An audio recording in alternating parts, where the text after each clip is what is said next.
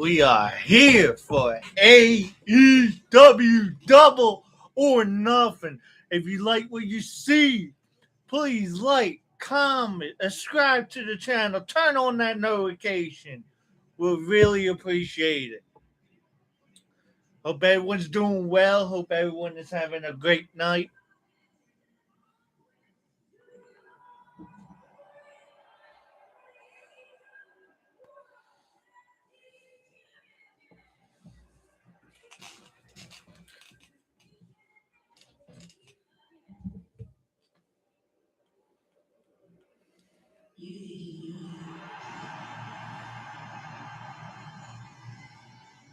Oh, here we go. Starting off with the tag team titles. Edge and Christian versus FTR for the World Tag Team Championships.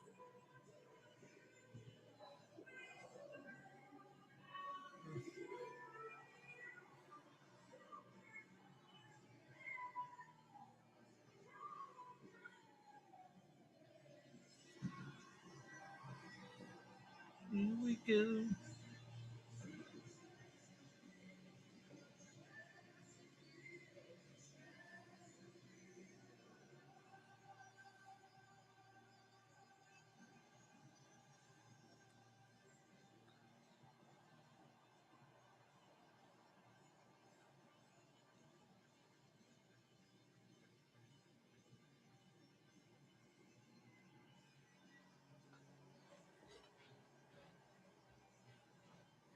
I wanted.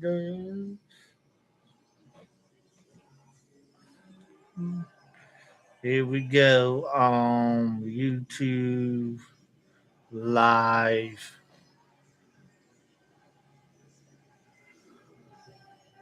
I'm looking forward to this match. Actually, this is one of the matches I'm looking forward to. I see clearly.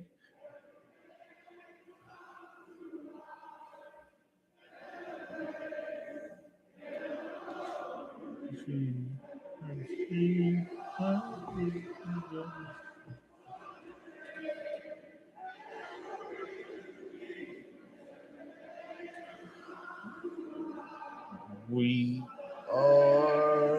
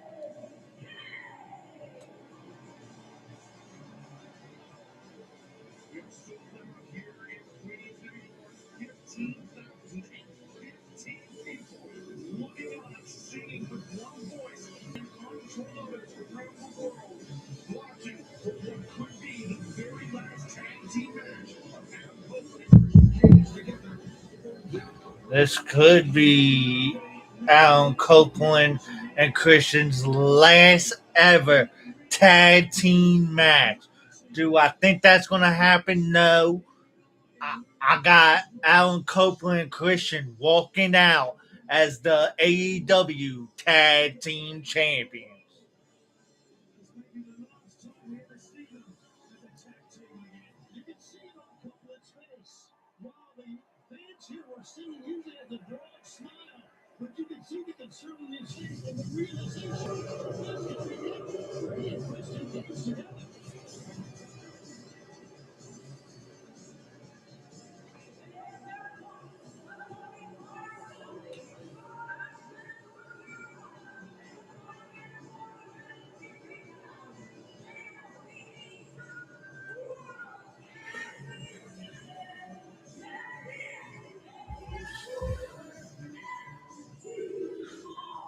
FTR, boo!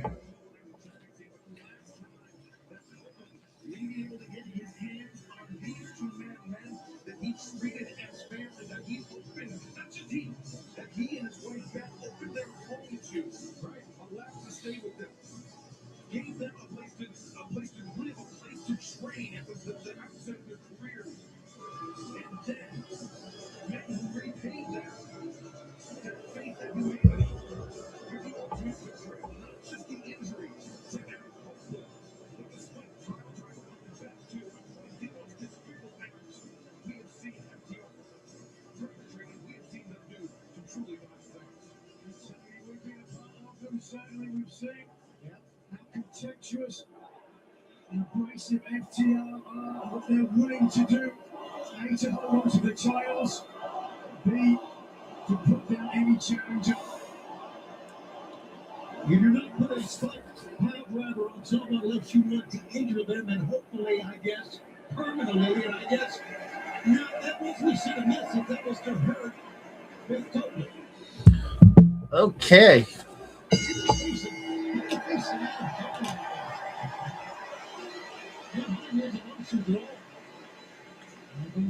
Cage have to realize the gravitas of what lies ahead. This is Holy shit. Holy shit. Holy shit. Holy shit. Let's go. Let's start it off with a banger.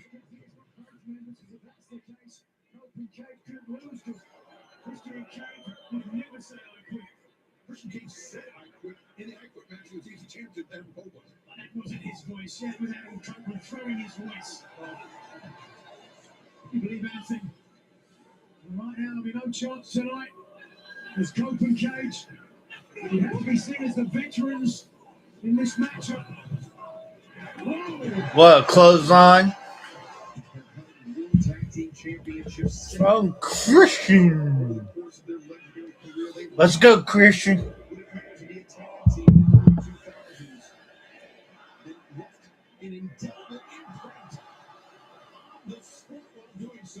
For 14 years where they were not together, they finally came back together last August at Forbidden Door. What a moment that was for all of us. That was an incredible moment, certainly. I don't know how big a moment is until it becomes a memory. Now Copeland, he's looking underneath the ring for something, I'm not sure what, but inside the ring, Christian Cage is looking for kill switch. We want tables. Takes Christian Cage off his feet. Copeland had the advantage in the corner. He was throwing right hands because you can see his left hand has the break. Suddenly, barbed wire wrapped around his right wrist. Barbed wire. Christian Cage. Kicking the barbed wire. Oh, that looked like it hurt. DDT. Christian Cage, reverse DDT. Cage, as you mentioned, you see that white brace around his left forearm. That was from when FTR attacked Christian Cage with that chair, the stomp on the chair, wrapped around the arm. I think in doing so, it gave them a clear game plan for this night quickly. Just cutting his hand, just by tying that barbed wire around the middle rope. Cage, who led the patriarchy. Oh, ouch. Chest first into the barbed wire.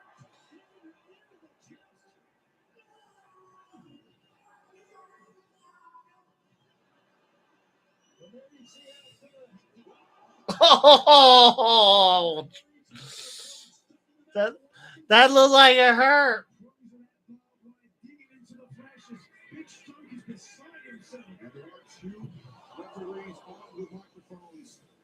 Here now, Cage just got the belt away from Paul Taylor. Yeah, whoop him, Christian.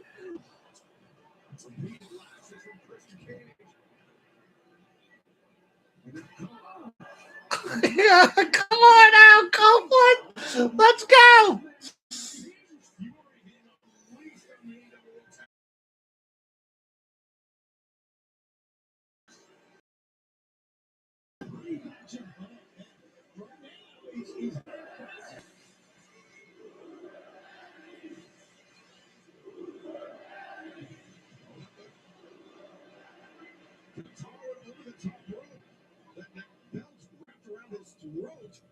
Cash Wheeler intervenes. What a great start for the AEW World Tag Team Champions. They are known for their resilience, for their gas tank, for their ability to go the long distance. Cage thrown left arm, left shoulder first into that ring post, and he came up clutching his knee as well. So perhaps another injury for Christian Cage. You're right about resilience.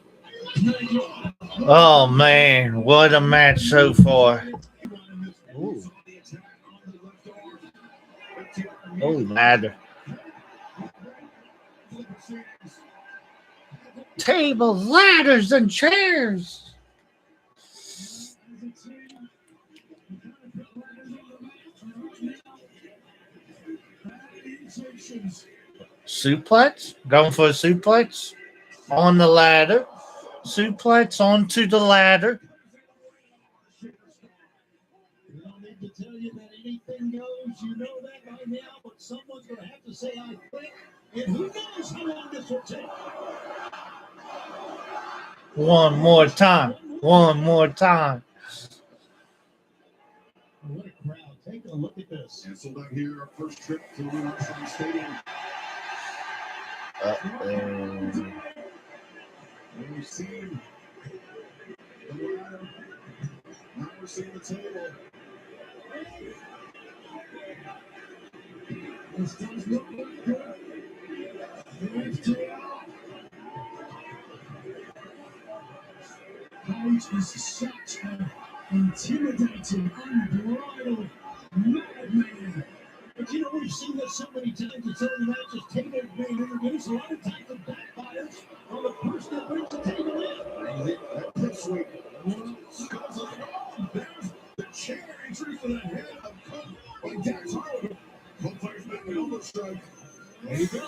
Could be A perilous bouncing out for the radar superstar. fingertips, keeping him away from the table. Cook pulls himself back into the relative safety of the ring. And sends Harwood out. His body going over the top. And they hit the apron very hard. Look at this. I'm already calling him King Stone. He's a pipsqueak. He's honoring it. Nothing big about him. This one doesn't get any homes. Watch out. We're lining up. Chair across the spine. Remember, Coach's history with neck injuries. Now he's on one point. His career was over given the damage to his neck. Anybody wish it was? If this match continues, LTR may be the one standing. Hope he's okay. true to form, absorbed a lot of punishment in terms of his background in their flavor. Where they're going now. That's how we're looking. With the time Kings can find a toolbox. What the? Toolbox. That's a toolbox? This is the toolbox they use to build this ring with.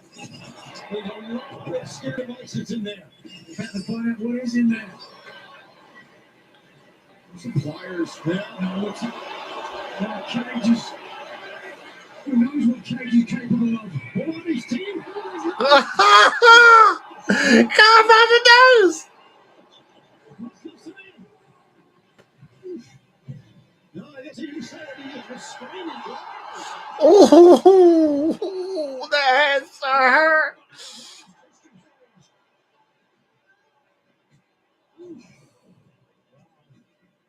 Gets over the toolbox on the side of the head. The toolbox on the outside. Stone into the arm. Cashman never recovered from what just happened. Oh, Christian Cage right now recovered. Yeah, that arm. You're right. I think the original damage, and now they're ready to finish the job. Come on, Christian. A one-arm man. Come on, Christian. Christian's been dealing with that hairline fracture for a number of weeks. Yeah, not just taped up. Braces on it. And Christian Cage, a valiant effort, a man who led the patriarchy like Troy Aikman, led the Dallas I don't know why they're Cowboys. going.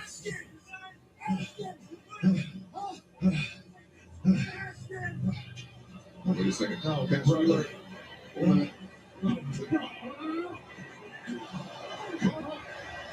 Fighting for his life. Trying to fight off both members of FTR, both members of the AEW World Tag Team Champions. What? What in the?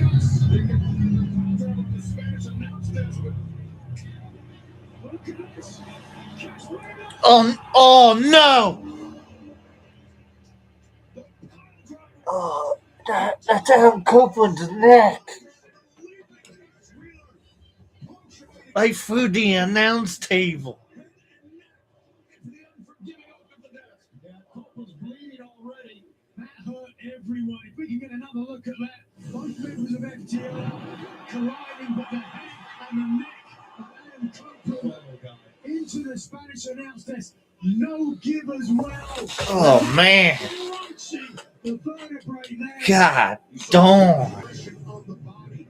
How it wasn't just the downward gravity of the pile driver. It was the added force delivered by Cash Wheeler, and now a cinder block. Oh, no, not a cinder block. I'm not so sure that Christian Cage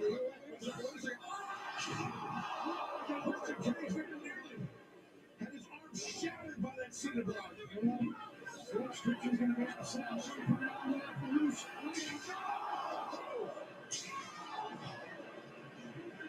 It's not gonna break, dude.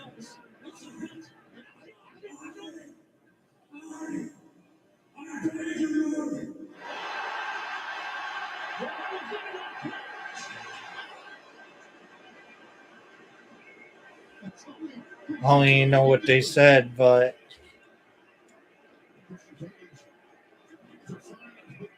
In serious trouble. He's basically fighting. And the American Golden Show. 2 rounds, 26 lives. On Benjamin.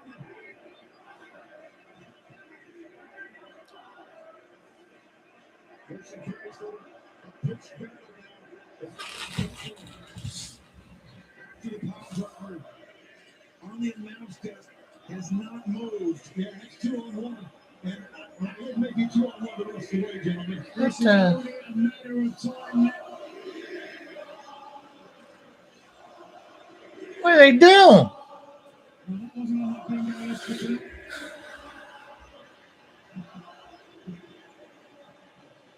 Tearing apart the turnbuckle for it. That's pay-per-view like AEW. This is pro wrestling. Christian Cage biting the hand of that time. Meanwhile, Cash Wheeler, the shot from behind. Christian Cage, wait a second. FTR could be thinking stuck pile driver. This time inside the ring. Go fuck yourself. He said, "Go fuck yourself." Oh, Cash avoided damage momentarily. I'm playing. You can't cover. What's his big stomach doing? Stomach is trying to. He's playing the top rope. Look at years. Clearly, Stump's got plenty of experience with his wrists. You saw Copeland, his eyes rolling, but he's still on the floor. Momentarily, we saw that. He's taking that top rope off. What on earth? Oh boy, I'm manic. He's gonna miss. Spear. The spear delivered by Christian Cage. And now using the rope, choking Dax, but having to use his bad hand. That was a no. And Cash Wheeler intervening on behalf of his partner, and I think he's picked up the barbed wire once again. Using almost like a garage. And now Cage all by his lonesome. Copeland has not moved beside us.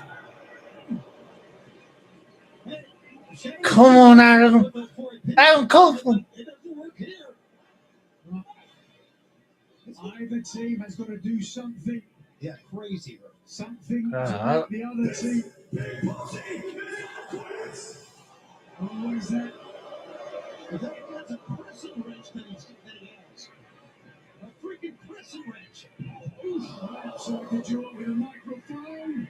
Meanwhile, Spear. A second spear.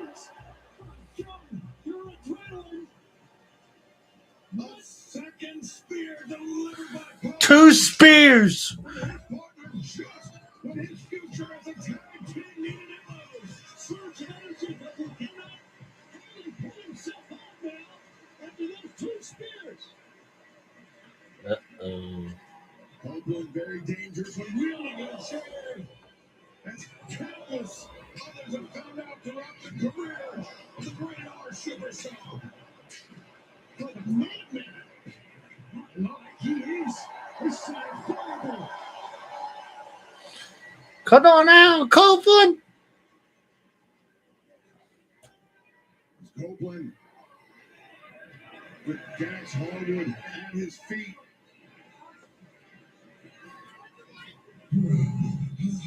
Wait. Oh, God. Get her alive, please. Help me.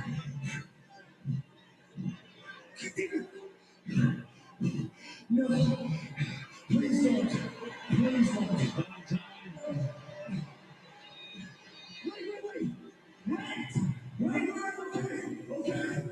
Okay. I'll say it. Stop. I'll say it. Are you out of your... Got that watch in his hand.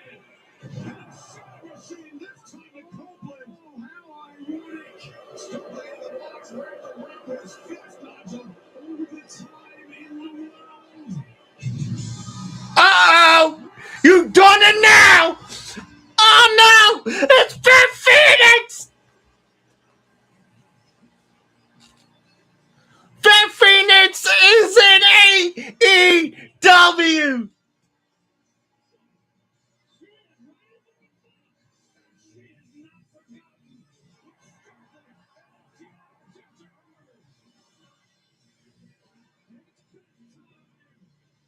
Put him through the table. Put him through the table.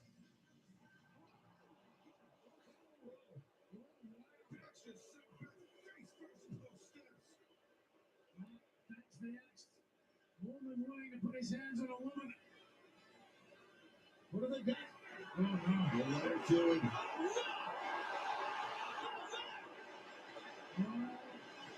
This has already been an incendiary matchup. What in the hell is wrong with What's wrong with these two? Putting their hands on a woman. Emptying that entire bottle. Oh, no. Coating that table. Is there something?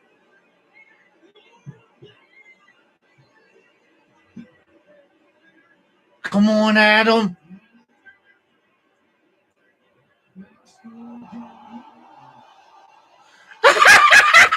His finger on the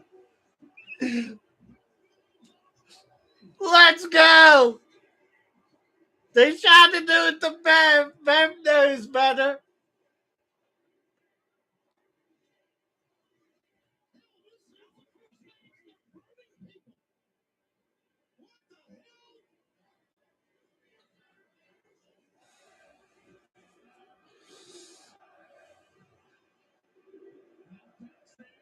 They say you deserve it.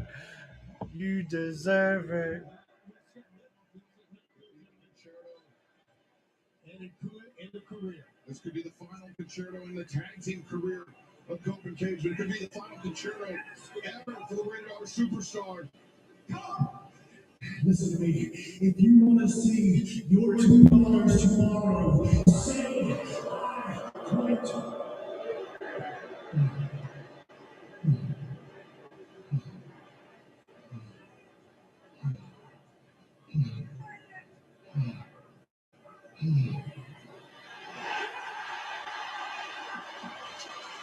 And he deserved that.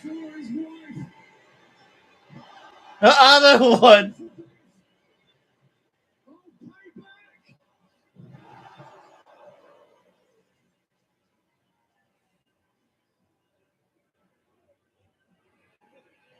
Christian Cage now laces up the legs of Dax Harwood. Scorpion Deathlock. Can Harwood survive? Uh-oh. Double submission.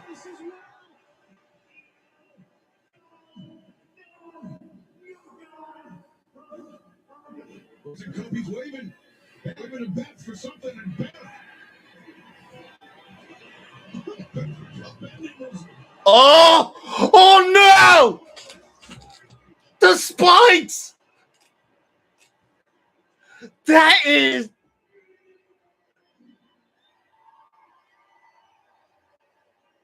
You sure?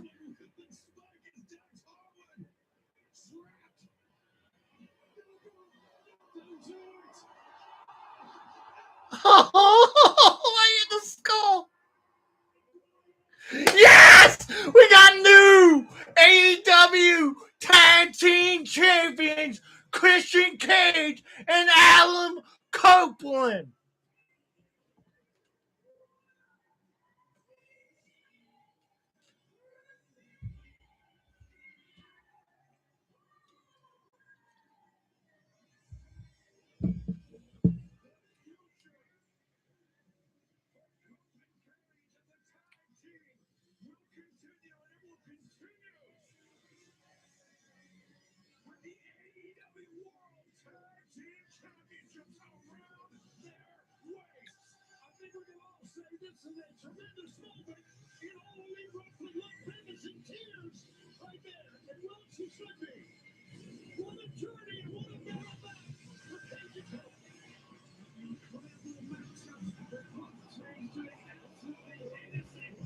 What a match.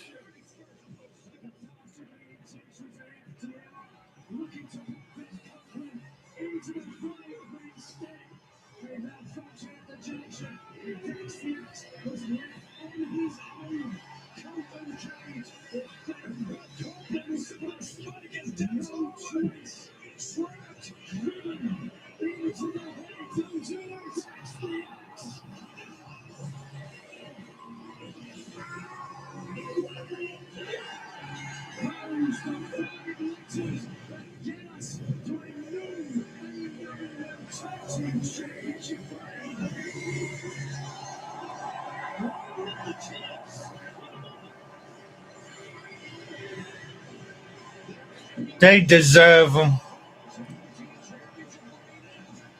They deserve it. AEW World Tag Team Champions Adam Copeland and Christian Cage. Finally.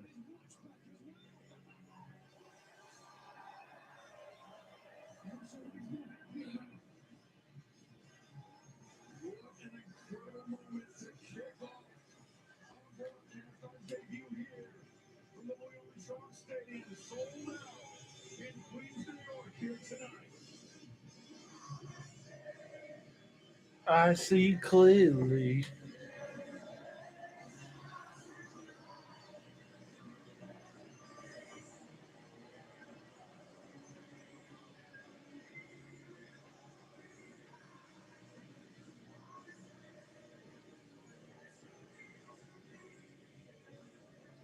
He looks like a dead person.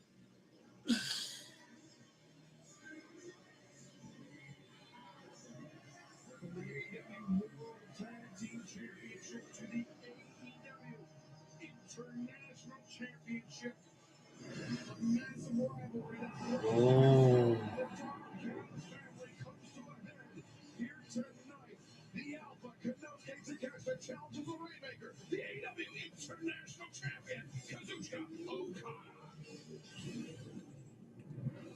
Okada and Takeshita. Gentlemen, tensions have been high between the two of you for over a year, and Don Callis has done everything in his power to keep things from boiling over. But come Double or Nothing, Don Callis has given his blessing. We will see Takeshita versus Okada finally for this international championship. The two greatest Japanese wrestlers of their generation. That's looking like ice before each of the airport doors. The greatest AEW international champion of all time. I must beat Kazuchika Okada. I must regain AEW International Championship. You can try. You will fail. Best man wins. Both men remain with the Don Callis family. Are we sure about that? You lose because I'm champion. Unlike you. Bitch. Takeshita International Championship live from New York. 写真はただの画像ではない。ただのイメージではない。写真はどうやって俺がこの物語を歩んできたか、それを全て語ってくれる。ここに来るまで簡単なことではなかった。多くを犠牲にし、そしてこのゴールだけを見て俺はここまで来た。まだ手にしていない未来。でも俺はそこに確実に向かっている。岡田和親、ダブルオーナスでは俺がお前を打ちのめす。そしてそれが最後の一枚になるだろう。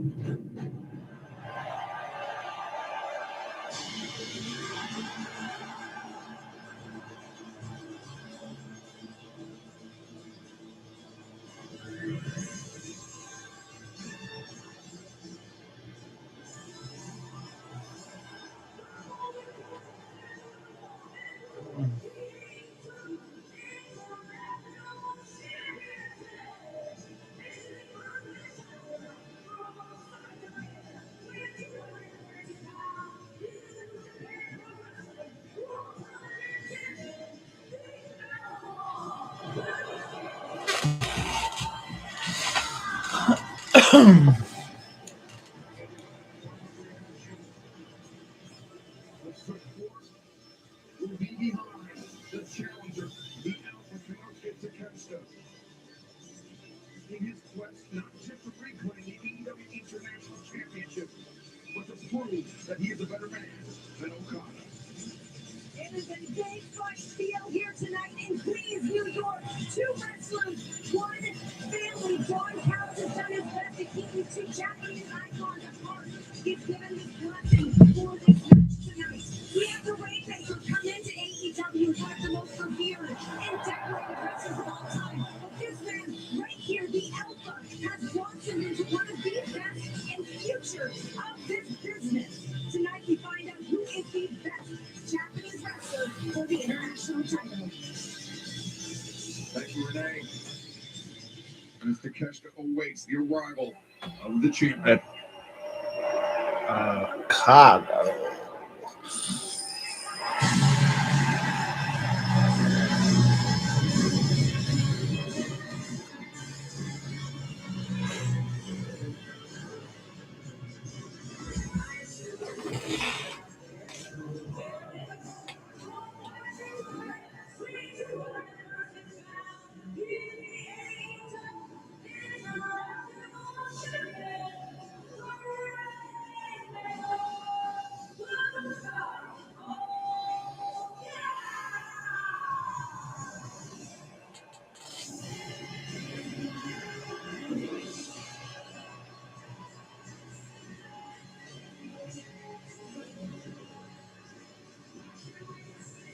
The top Japanese wrestler of his generation. One of the greatest of all time. Worldwide, the AEW International Champion. But could we be moments away from seeing a changing of the guard, not just as far as the International Championship is concerned? From after professional wrestling last year, this is where we're joined. It's a big fight feeling. Why not two the sons of the Don Callis family on full display tonight? And I'm very excited. It's a busy night for me. After this, me and Davis are going to head out, meet the other boys to get ready for the Stadium Stampede. We'll be rolling in style, if you know what I mean. The Rainmaker. Later on tonight, there's the double nothing broadcast. But right now, the International Championship on the line. Rick Knox drawing the assignment for this, a rematch from last December. What the best years of your life in Vegas. I'm excited. The bell sounds, the fans erupt.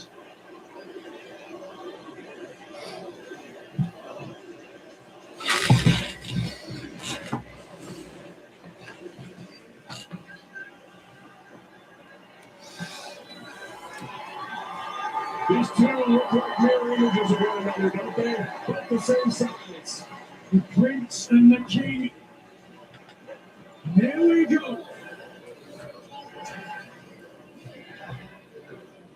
I wonder who's actually going to win this for the His strength and his pace and control. Intercontinental Championship. Look at the kick to the midsection, took the side headlock and then bounced. Got the chest for the champion. And they're feeling out closest. Speaks to the respect that both champion and challenger have for each other. Good trip, Okada. underneath the leapfrog to catch the back elbow. Okada flush now. Since that flip attempt, Okada rolls all the way through, maintains control of the wrist. Rainmaker attempt early. Takeshita raging fire. No.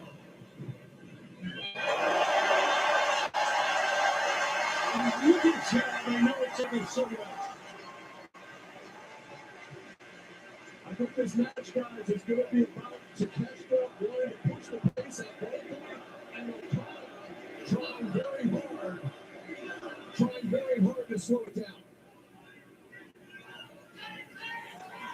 Certainly a marquee matchup anywhere in the world. The first match announced, the Double or Nothing.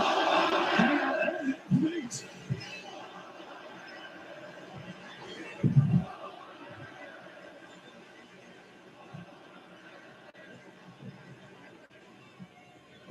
Certainly not about you, Don. It's about Okada and Takeshita. Which match to prove the better tonight? Takeshita underneath. Learned to take by Okada twice. Did you have a chance, Don, to talk to either of you and me about strategy going into the match? I mean, of course, I try to stay impartial, but these are two guys who are they're headstrong. They know exactly what they want to do, and all this tension is going to be released tonight, and everyone will go on. There remains to be seen. Certainly, the tension has been building over the last year. Takeshita looks to usurp the international champion. Beautiful. Early going. Takeshita reeling to the outside. Okada. So dangerous with those drop kicks down. He has tremendous range, does the champion. Here's the thing with Okada. I mean, I would say of the two, and I mean this lovingly, Takeshita's a hothead. He's a young guy. He's sick of Okada, in his mind, disrespecting him, maybe brothering him. I don't think there's anything about his mind. I think it's very clear that Okada has disdain for Takeshita. It could be because Okada feels threatened by the ascent of Takeshita. Nigel, is it not Japanese wrestling culture? The older guy kind of doesn't treat the younger guy that great. We've had that with Bobber, and now we're going to sort it out. Very much so, certainly a tradition in the annals of wrestling under the rising sun.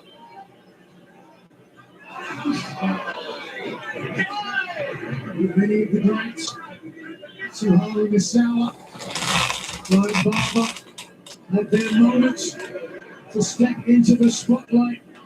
Is this the moment for Takeshita? Remember, Takeshita's already been international champion before. He's intent on reclaiming that title, but in doing so, he also has a chance to overtake Kazuchika Okada. Yeah, right. Okada trying to slow Takeshita down, targeting that low back. Okada, Don, you've called him great. Japan's greatest export ever, whereas Takeshita is the first born of the Don Callis family. Any kind of preference to either of them. I've done it for you.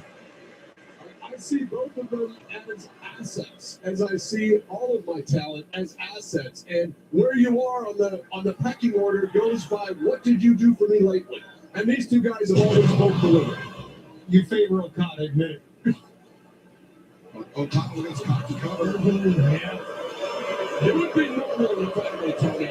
There's always one kid you treat better than the other. And that's Okada, right? But I'm a great family member, so I don't do that. I like to treat them as equals. I mentioned earlier, look at the strength of Okada is ability to control the pace of a matchup. Once he gets the advantage. For Takeshita, And again, copy cover. The disrespect continues to flow. Kazuchika Okada toward Konosuke Takeshita. as you mentioned, the fiery aspect of Takeshita and such a lackadaisical cover will fire up this young man. Just look at the facial expressions of both. Takeshita's angry, he's fiery, and Okada's cool as a cucumber. Just sticking his chin out there, Okada, the international champion, not concerned about the right arms of Takeshita. What a crack of a whip. Okada definitely has more snap than those forearms, which normally are going to give the edge to Takeshita. Takeshita really watching the Okada really watching this. Takeshita is so athletic. Gets into his feet. Second exploder from Takeshita. The snap in Takeshita's hips and the flexibility, the way he pops like that is incredible. Yes, it is. I agree with that, Don. It's amazing. What an athlete. So both men trying their finishing maneuvers earlier. Rainmaker versus the Raging Fire. Now, Oh, got the knees up. Way too long. It took a minute to play to this New York crowd and he paid for it. Yeah, both got hurt that time. Got the knees up. On one leg. Oh, what a jumping knee. Takeshita used Okada's own momentum against him, guys. Takeshita with Okada on the outside. the tape to this guy. Takeshita very nearly went on his feet, but still scores when it's open. And a favoring like that. You remember a few minutes ago, Okada drove that back into the railing. Look, the back landing flush to the shoulder of the champion. So a little more damage there, but as this match continues, Takeshita pushing forward. Undoubtedly. As I mentioned, the only previous one-on-one meeting between these two men took place last December, World's End, the semifinal match, the 2025 Continental Classic. It seemed like Takeshita was on his way to dethrone the Continental Champion, to advance to the finals. But wait a second, here we go! And Takeshita center on the neck breaker. But Tony, we remember Okada used that screwdriver that Kyle Fletcher planted behind the referee's back to down Takeshita to advance to the finals. Yeah, did you know about that screwdriver, Don? That was a long time ago. I'm supposed to remember everything. I'm trying to focus on the match. That's a good point about what happened, Excalibur. Trying to use that screwdriver right now. Okada looks like he's in control here. Seems like he will go to any lengths to prevent Takeshita from usurping his place, not just in the Downtown family, but in the hierarchy of professional wrestling. Trying to reign here, but the longer this goes, it's in Okada's favor. Because Takeshita is a magnificent athlete. Oh, look at this Okada rubbing a middle finger in the face of Takeshita. The disrespect. Here it comes. Building. Grab the right wrist. Takeshita to set up the Rainmaker. And Takeshita. No, That's an athleticism you talked about, Shivani. As a Damn. transitions looking for Tombstone Piledriver, perhaps Takeshita desperately kicking his feet, and now tails are turned on the Looking for a pile drop? No.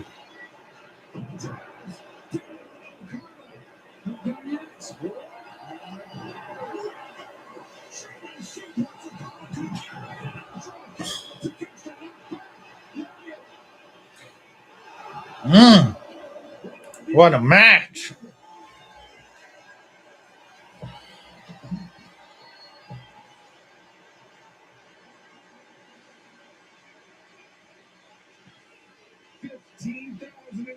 People sold out here. Stadium, and they are on their feet for this one, Nigel. That's the reason why. With the Bushido fighting spirit, time and again, adrenaline pushing forward, coursing through their bodies until finally the rolling lariat from the champion. Look at this, Takeshita, the first man back to his feet. Both men were struggling up. Takeshita with the assistance of the ropes, but Takeshita's spilling through now to the ring apron. and Takeshita got up first. Now you're right, but he plummeted back out of the apron.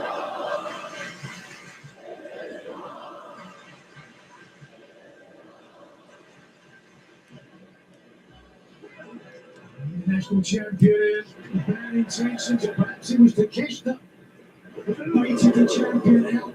Gotta be careful of footing here, right? Well, there's not a lot of distance on that apron and a quick slip, and he can roll an ankle. We saw it just a few minutes ago. Konosuke Takeshita, when he challenged Darby Allin for the AEW World Championship in Okada's place, Takeshita was not afraid to take a massive risk to land that Blue Thunder from the apron to the floor. That Blue Thunder is one of the most incredible finishing maneuvers I've seen. What is this now? Might be looking for a Blue Thunder. But to the floor, all the way down, along the range, and fly. Not good. No way, not good. Okada was able to come and bring out to the top rope. Swinging this by Takeshita. Okada. Hit the back of his head, I do believe. Takeshita is out, his eyes rolling in his head like marbles. Takeshita's hurt, guys. You know, you're right. This is concerning. Takeshita hasn't moved. Katesa. I think that's what they say. Katesa. I can't say it right.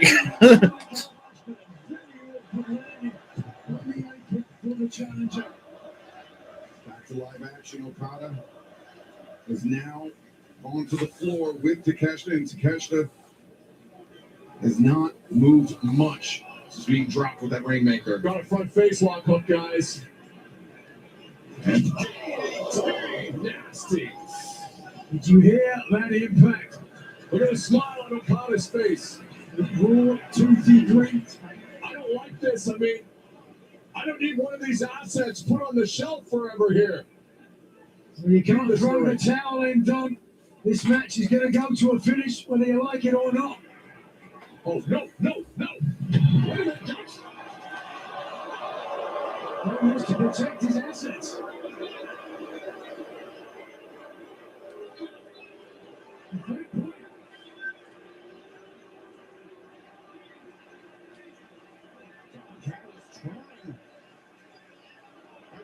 He wants to win by a count out. Okada ending the career. Takeshita. He broke his neck. I mean, this is supposed to be about getting all these bad feelings out, but I don't want to be left with someone in a hospital for 6 months. Come on. Well, you know, I kind of agree with you. I think it's about winning the match, but for Okada Right now, referee Rick Knox is about to count Takeshita out, but Okada intervened. And Okada thinking about something. Wait a second. No.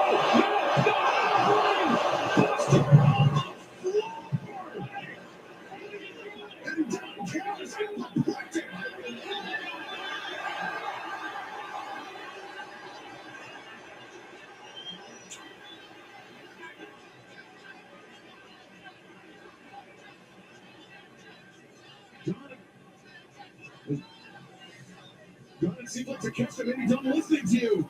Yeah, I think he's starting to kick rocks in so many words. Okada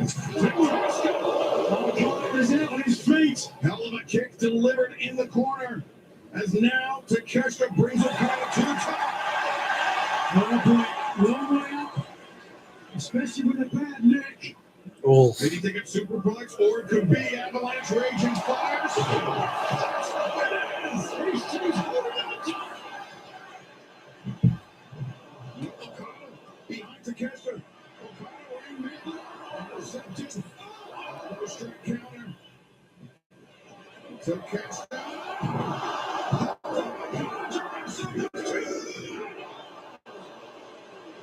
That's as close as it gets, gentlemen, right there. Yeah, it is, man. What a freaking match.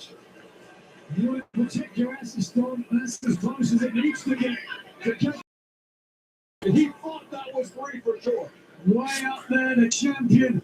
A good seat from the challenger, who realizes how close it is to taking the title.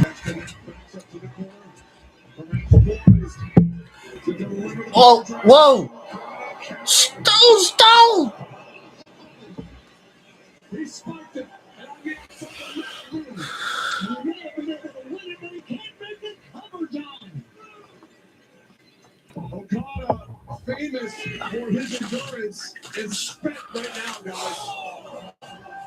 Just look at this, lying in right and feel driven, compressed into the mat.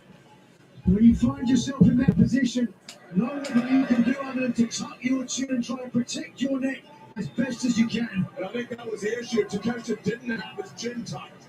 But he's up. What an incredible young athlete.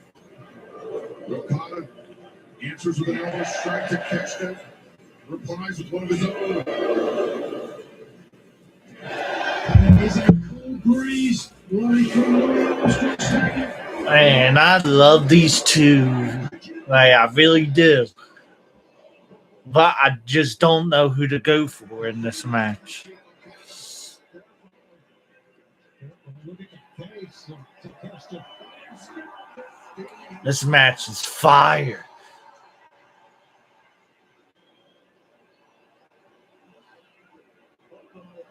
Openly defying the champion.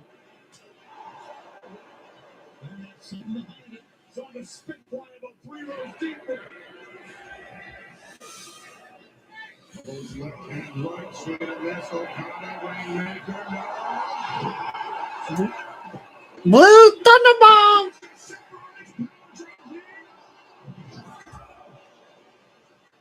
Oh, back and forth. Frozen of sorts, almost completing. But this might do it, the challenger. Spaghetti legs. Rainmaker, no. Takeshita flips over, pins on. Oh, I thought that was gonna be it. I thought that was gonna be it.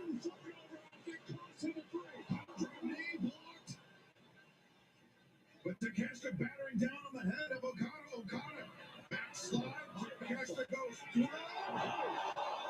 Wrist control continues for the champion. The challenger is out. Just imagine Excalibur. I have both of these guys. They're incredible. Oh, double drop kick. Kick. Here comes. Rainmaker!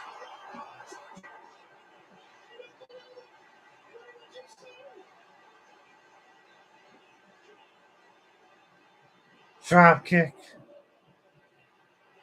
What a knee! Into the cover! Not even a 3 count!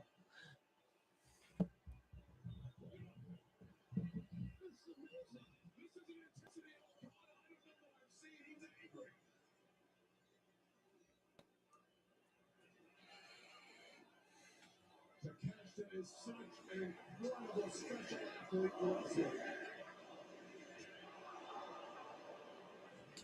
Perhaps a knockout blow for the challenger. Takeshita. Raging. 1, 2, 3. Okada just lost.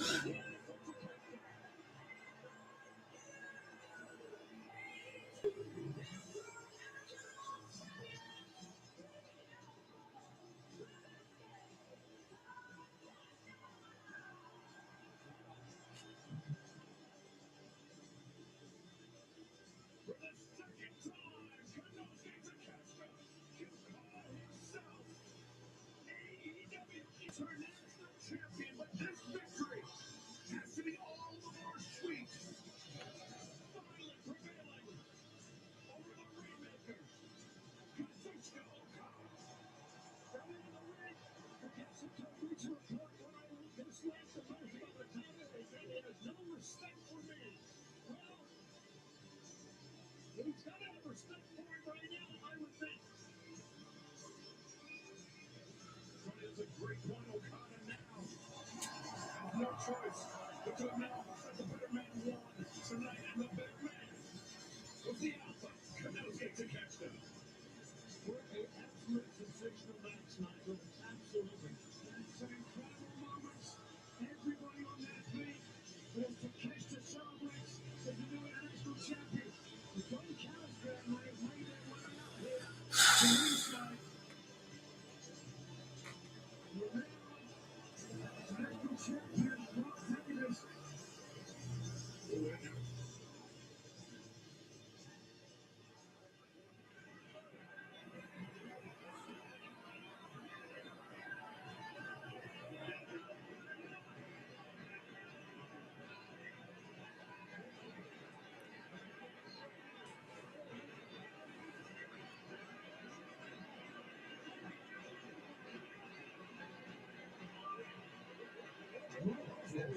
It's kind of, it looks like 4-on-1 to me.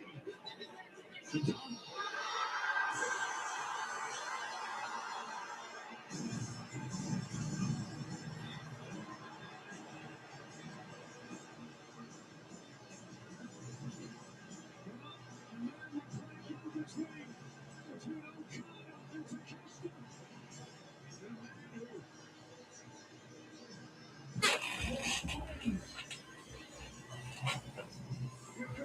Takeshita, the former TNT champion of Braun Star. How much have we not seen him since his injury? He's now the clear winner.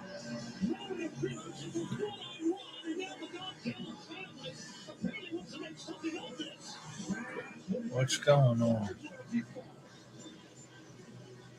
It looked like it was about to be 4-on-1, but now is it 5-on-1?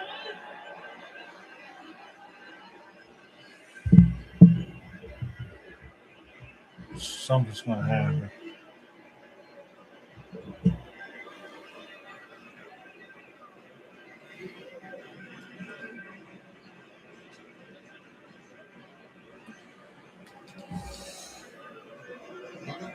Don Callis calling off the troops. He does not want to see this completely consume the family. He may have already lost one member tonight to catch the camp for to lose Kyle Fletcher as well. There's nothing to complain about. It was a great match. It was an incredible match.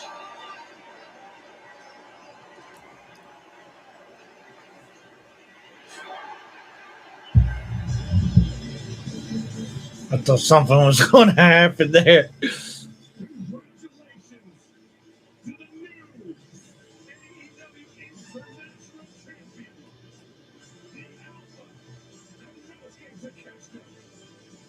The world is excited to see where he goes from here.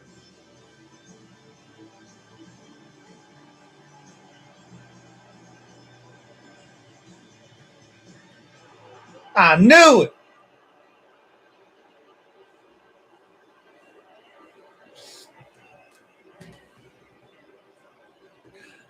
I knew it was too good to be true.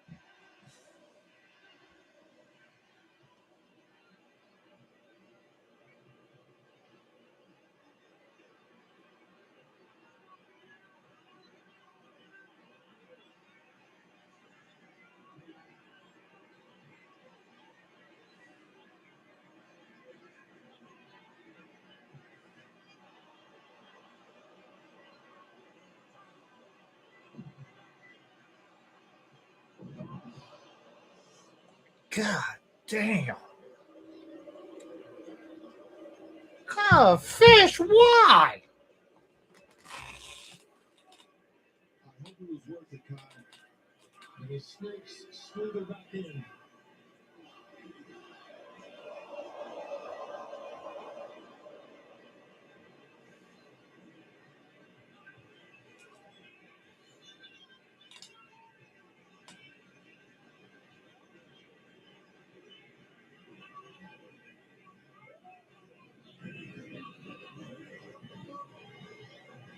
Oh, what the hell? No, come on. Oh, not the title. Not the title. He wants the title.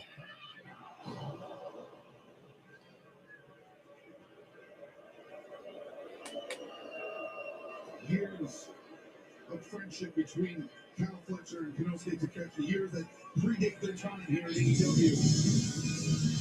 The true friend statue in the front. Kyle Fletcher is no friend to Konosuke Takeshita. Yeah, this horrible showing does not diminish a match that we just saw, gentlemen, because it was spectacular. Unfortunate for Richie Dawkins.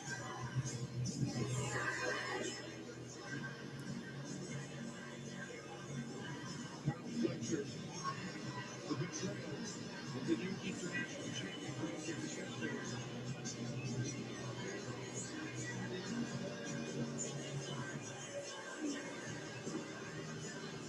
Kyle Fletcher, without with injury, but now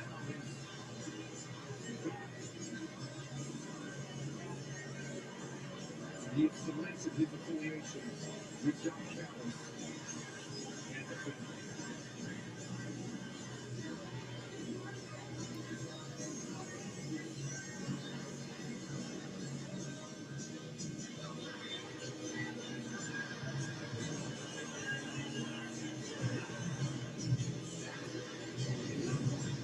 Fans, it is that time of year. The Owen Hart Foundation tournament kicks off next. Live at Double or Nothing. It will be the Ring of Honor Women's Forever World Champion Athena taking on Mina Shirakawa in the opening contest. The first round matchup in the 2026 Owen Hart Foundation Women's Tournament. We are revealing the bracket for the 2026 Owen Hart Foundation Women's Tournament. It will be Athena and Mina Shirakawa in first round action. I've been forever ROH champion for over 1,252 days, and I've left dozens of cold bodies in my wake. I'm pretty sure she's one of them. But Athena, the Outface! Athena, I have a dream of winning the Owen and winning the AEW Women's World title and ending you. Right before it's on, I kicked your ass all over the arena. Why do you think this is going to be any different, honey? Mina just DDT'd Athena on the floor. I cannot drink anymore because now I will live it. And your next Owen Hart Foundation champion,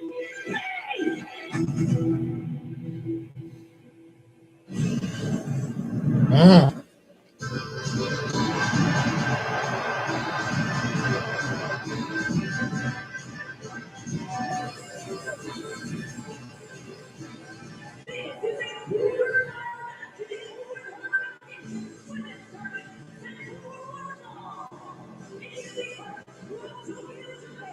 Nina, is it Nina now?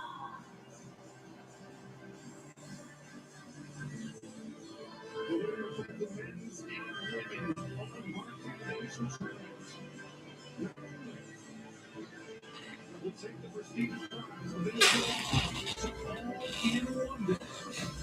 Later on this summer, Sunday, August 30th at Wembley Stadium, to challenge for the AEW Women's World Championship and the AEW Men's World Championship. You know, you see them in August 30th at Wembley. Tickets are available right now for that big event. We're going to big events for a crowd to see the beginning of the Owen Hart Foundation tournament. Look at this.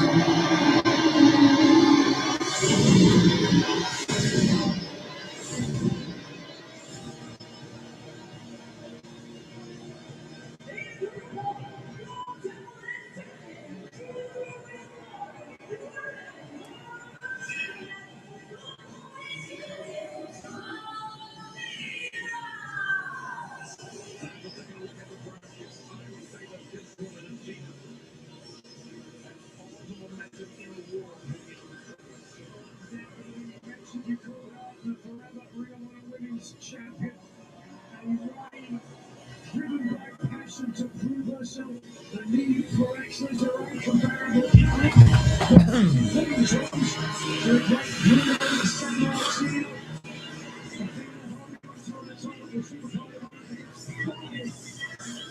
Contenders. Tonight, her opponent, plenty of added incentive. Was all in Texas last year. Shirakawa suffered a I had Dr. Britt Baker's name on it. and was unable to take the title from Athena, and she got the opportunity. So lose that time. Was a team won that match at home in Texas. She's not shied away from these big opportunities when they've been presented. Plans to learn more about the mission and the message of the Owen Hart Foundation. Visit owenhart.org. Really, that confidence goes into every match. But only anyone has the confidence of Athena. Looking for a leg lock there, but couldn't complete. Though, slips between the ropes. And now has Athena reeling after the Enziguri. Shirakawa captivating, energetic, vivacious start, and turning it back to her opponent. Bad news. Big mistake against the Ring of Honor Women's Champion. Though, grabs ready for it. Good feet, drop kick. Caught Athena on the front of the knee. Athena was looking for a drop kick of her own. Maybe on the quad or the knee. Athena, you get coming up with some difficulty. As Shirakawa now the hammer throw reversed by Athena. He charges. Flying kick from Athena. There's a great athletic move by Athena, gentlemen. Oh, this does not look good. On the apron, sliding Mina down and lining up. Shirakawa against the again. Athena. That knee. Perhaps giving her trouble. Mina Shirakawa though. Aggressive Athena. Commanding as ever. Sending Shirakawa into the Spanish announce desk. Shirakawa's biting in the champion. Knocked down the board. Wow, that was an impact. Well, good night. Athena's done all this, gentlemen, after being thrown to the steel steps. Look at the impact. Athena. That's the name. Athena. LED board by the impact, Nigel. I mean, that is tremendous power unleashed by Athena. Athena, whose reign has eclipsed so many other cover. Amazing. 2 count. Referee Aubrey Edwards. Previous champions. Tucker, that was 1.5. In the men's division. Oh, come on. And Athena has, you've got to think this is really her match to lose.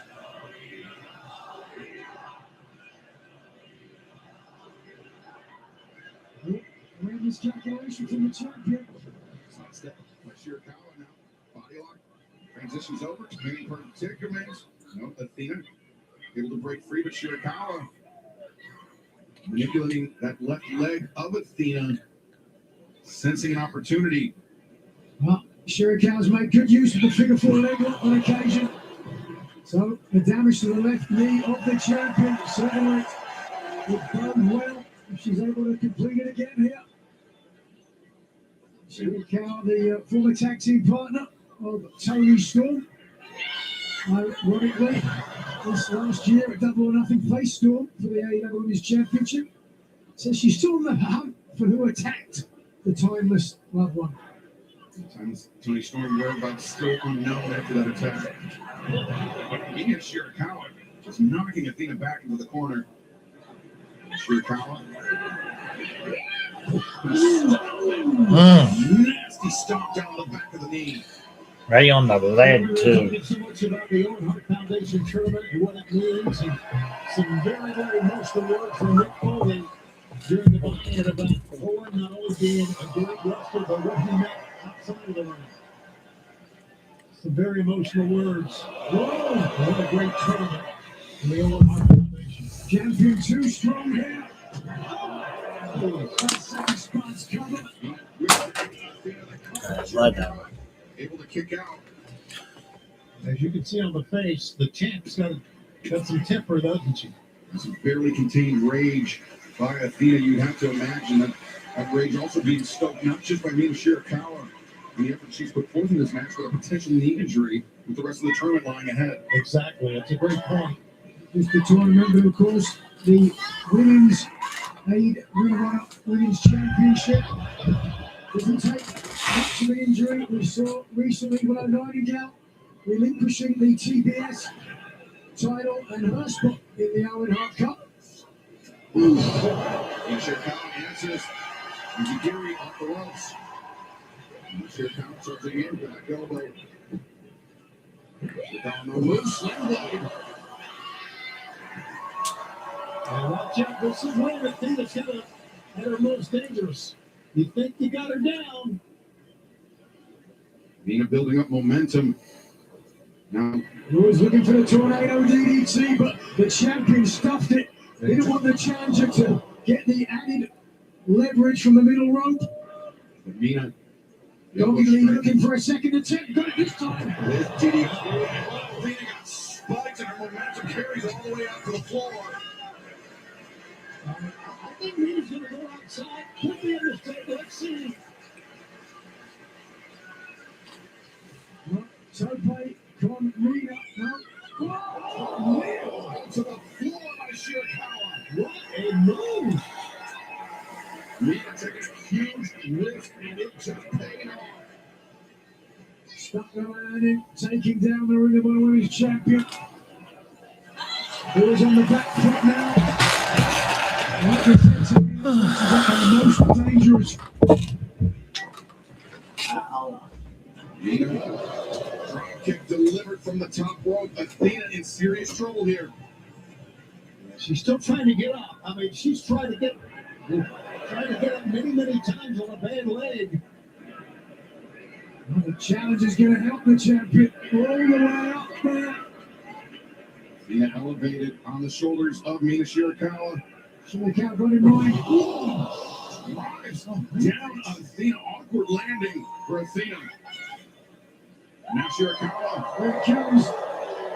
The figure four leg lock couldn't complete. Athena sends Mina off into the rope. Athena springs up Tijeras. Takes down Shirakawa and Mina. Athena on one leg, sweeps the leg out of her opponent. And Athena comes out of Super Dragon's playbook with a curb stop. With a bad leg lock. Slow to capitalize. Come on. 1, 2.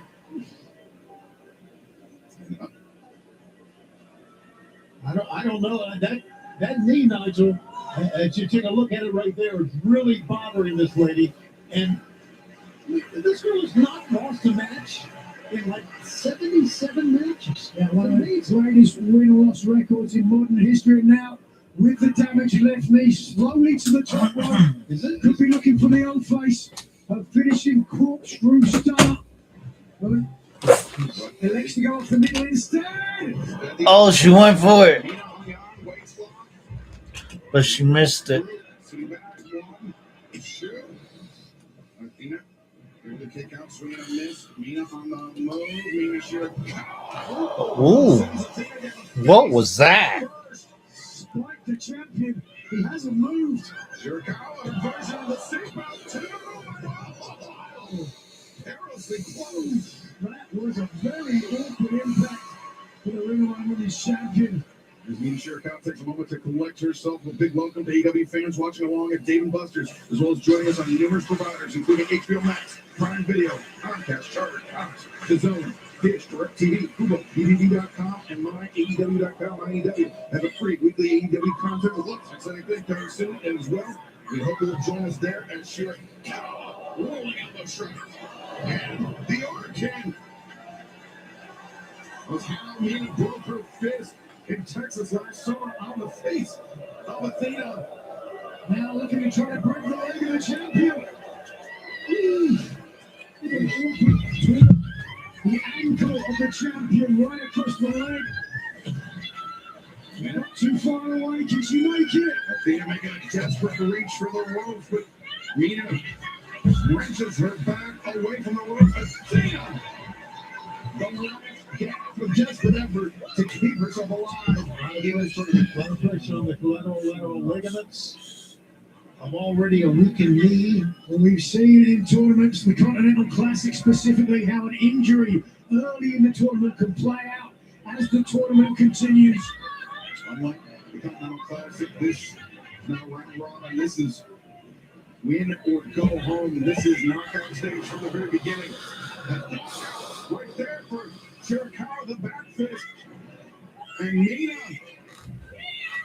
Glamorous. No. Athena counters. Nina does great flexibility, reach with the knee. Athena through the legs. Here's the hand capture, now the arm. And Athena. Oh! Jumping tombstone power driver. Athena sacrificing her own knee to deliver the power driver to Sheriff. Athena has wrestled a hell of a match, but Athena has shown us something yet again. And again, electing to go to a favorite punch. The champion will fly. Oh, she got her.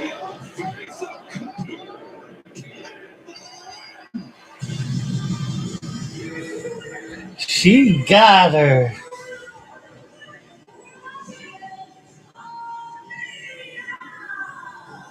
Athena, despite the injuries, fighting through the pain, fighting to advance to the semi-final round of the 2026 Owen Foundation Women's Tournament and one step closer to All in London. On August 30th, later this summer, to challenge for the AEW Women's World Championship. WC Athena advances to the semi-final round, so she awaits the winner. Athena. Oh, sky blue or satin. And would look nothing more than to head to Wembley Stadium this summer to challenge for the AEW Women's World Championship. Can't see. My hair is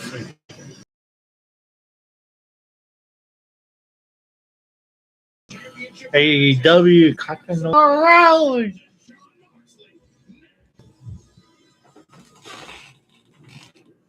Every time I step into the ring with Kyle O'Reilly, I can't find a way to win. Rather than give up, rather than quit, John Moxley just wiped out the first three.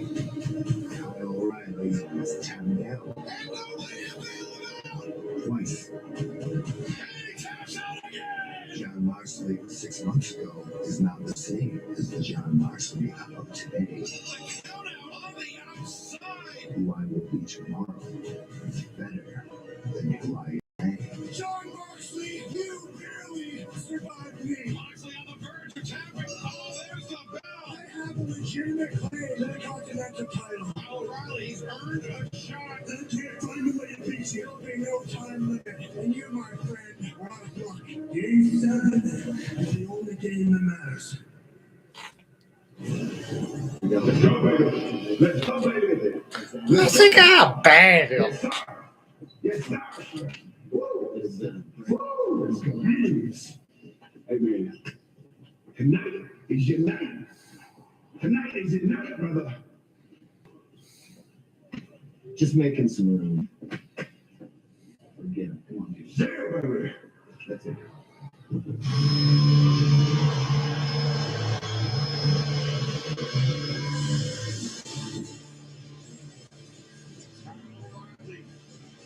It's some extra motivation for the conglomeration heading to the ring.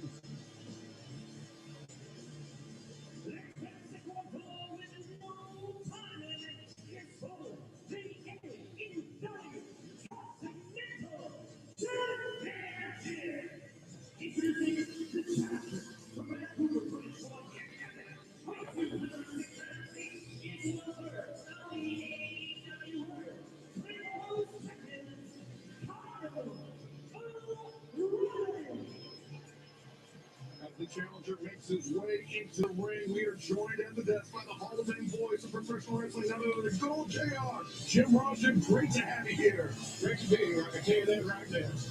What an audience. Jim Ross. What an audience. This is awesome. This is just awesome. JR, you and I were together at the very first Double or Nothing. It's great to have you back here just 7 years later. I've been coming back here for 7 years.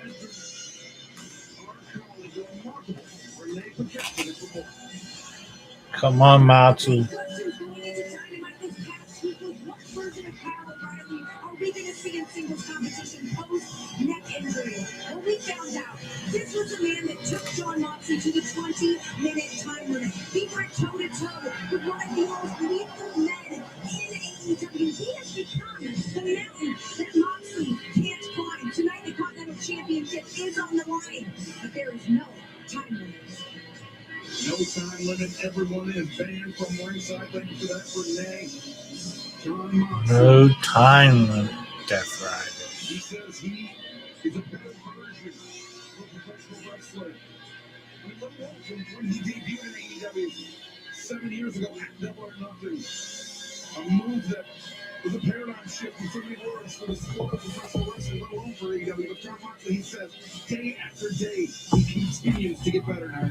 Well, Jim, you've got to back that up. Jon Moxley's a real student of the game. Yes. He learns every outing. He gets better, and his way is so difficult to beat. You know, ironically, the situation here tonight is that Moxley arguably is the underdog going into this match. And I'm not saying that's because the other kid is better, just it may be his night. The pressure is on Jon Moxley. To that point, Kyle O'Reilly, late last year, forced Jon Moxley to tap out on 2 separate occasions tonight. So first in the Blood and Guts match, and then in the Wild Brawl here. And they both make great points.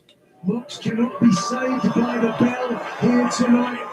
I said earlier, the ankle of Kyle O'Reilly has proved to be the kryptonite to Jon Moxley's Superman. On more than one occasion, O'Reilly and Moxley, we saw Moxley tap more than the radio operator on the Titanic. A tough night for the Continental Champion. It's something a hell of a match, fellas. It's personal and it's professional. And when you get that combination together, it's a recipe that tastes great. I'm bringing out process here. And probing early, we saw very similar this past Wednesday night at Dynamite, where Kyle O'Reilly went for 20 minutes in the Eliminator match to earn his shot at Moxley tonight. But O'Reilly, JR, he seemed displeased with the fact, not the fact that he had Jon Moxley earn this match, but he seemed displeased with the fact that he felt like Moxley was on the verge of tapping out, and O'Reilly didn't get that satisfaction for a third time. I agree with that statement. I really do. O'Reilly can make the Jon Moxley tap out here tonight. In the shadows of New York City, it'll be one of the greatest accomplishments in his entire career. Moxley is known for a very aggressive style, has been markedly slow to engage with the challenger. A simple wrist lock here. Jon Moxley, we've seen through the years, Come on, he Moxley. has an incredible poker face, both while competing in the ring and outside of the ring, and he's put on a strong face in dealing with Kyle O'Reilly, dealing with the fact that Moxley could tap out twice to this man, something that Moxley has rarely done throughout his career. You see that reaction to that kick, Jim? Yes, What sir. does that tell you about Moxley? It tells me that Moxley can get pissed off very easily and turn the tables on this kid who's in his biggest match of his life. Do you think that's a good idea to irritate, to frustrate the champion? I don't see how it can hurt. No, I really don't. It's I know there's ways that you could hurt, but Right, it's tit for tat, quick pro quo here yeah. between champion and challenger. Moxley violent and unorthodox. O'Reilly versatile and very capable. If O'Reilly can get some offense going with those shots like we're seeing right now, he's got a legitimate chance of upsetting Jon Moxley, in my opinion. It was full gear last year. Kyle O'Reilly forced Jon Moxley to tap out for the second time in the span of, I believe, 10 days. O'Reilly was relishing in the victory, but that's when Moxley and the Death Riders attacked. They targeted the neck of Kyle O'Reilly and took him out of action for 5 months, took O'Reilly out of the Continental Classic, the tournament which Jon Moxley, ironically, would go on to win to claim the Continental Championship. Moxley suffered from that ankle injury as the tournament continued, and one would have to think that perhaps he's still not 100%. Got Stanley Gaethje with the bloody scissors.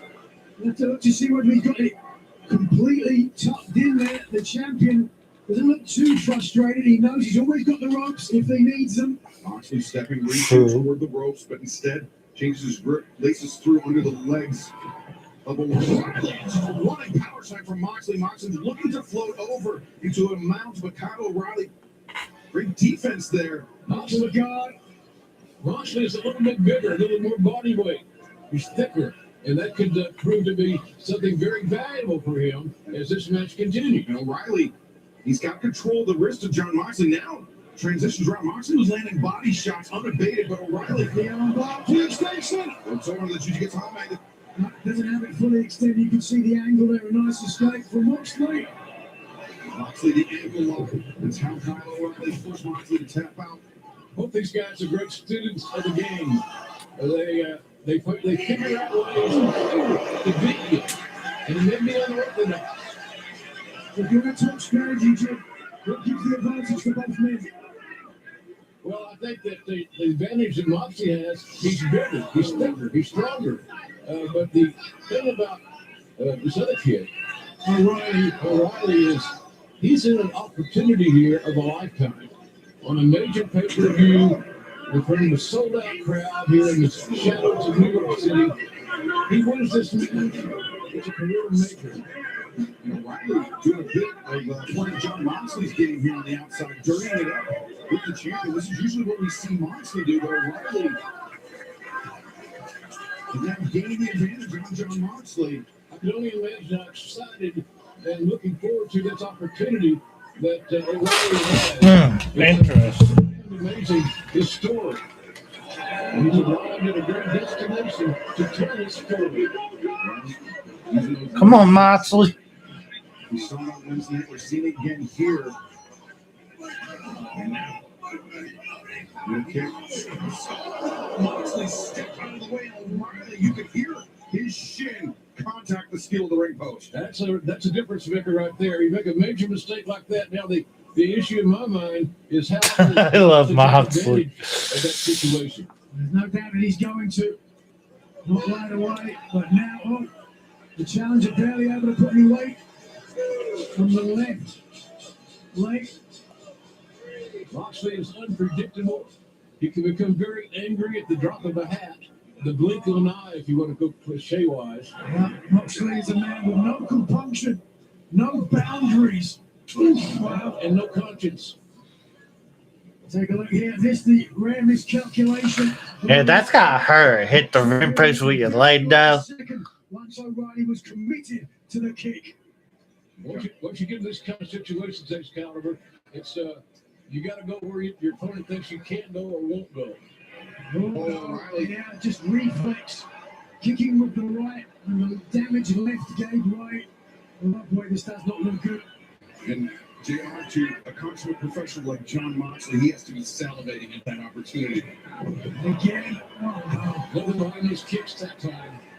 no. Up any weight on the left leg. And now O'Reilly, who has a purple belt in jiu-jitsu, may do well to fight from the back. Moxley. Yeah, just work on the leg, Moxley. Leg injury to Kyle O'Reilly. Wrenching up awkwardly, bending the foot of O'Reilly, putting torque not just on the ankle, but the knee, the hip as well. I'm impressed by Moxley and how far this young Kyle O'Reilly has come.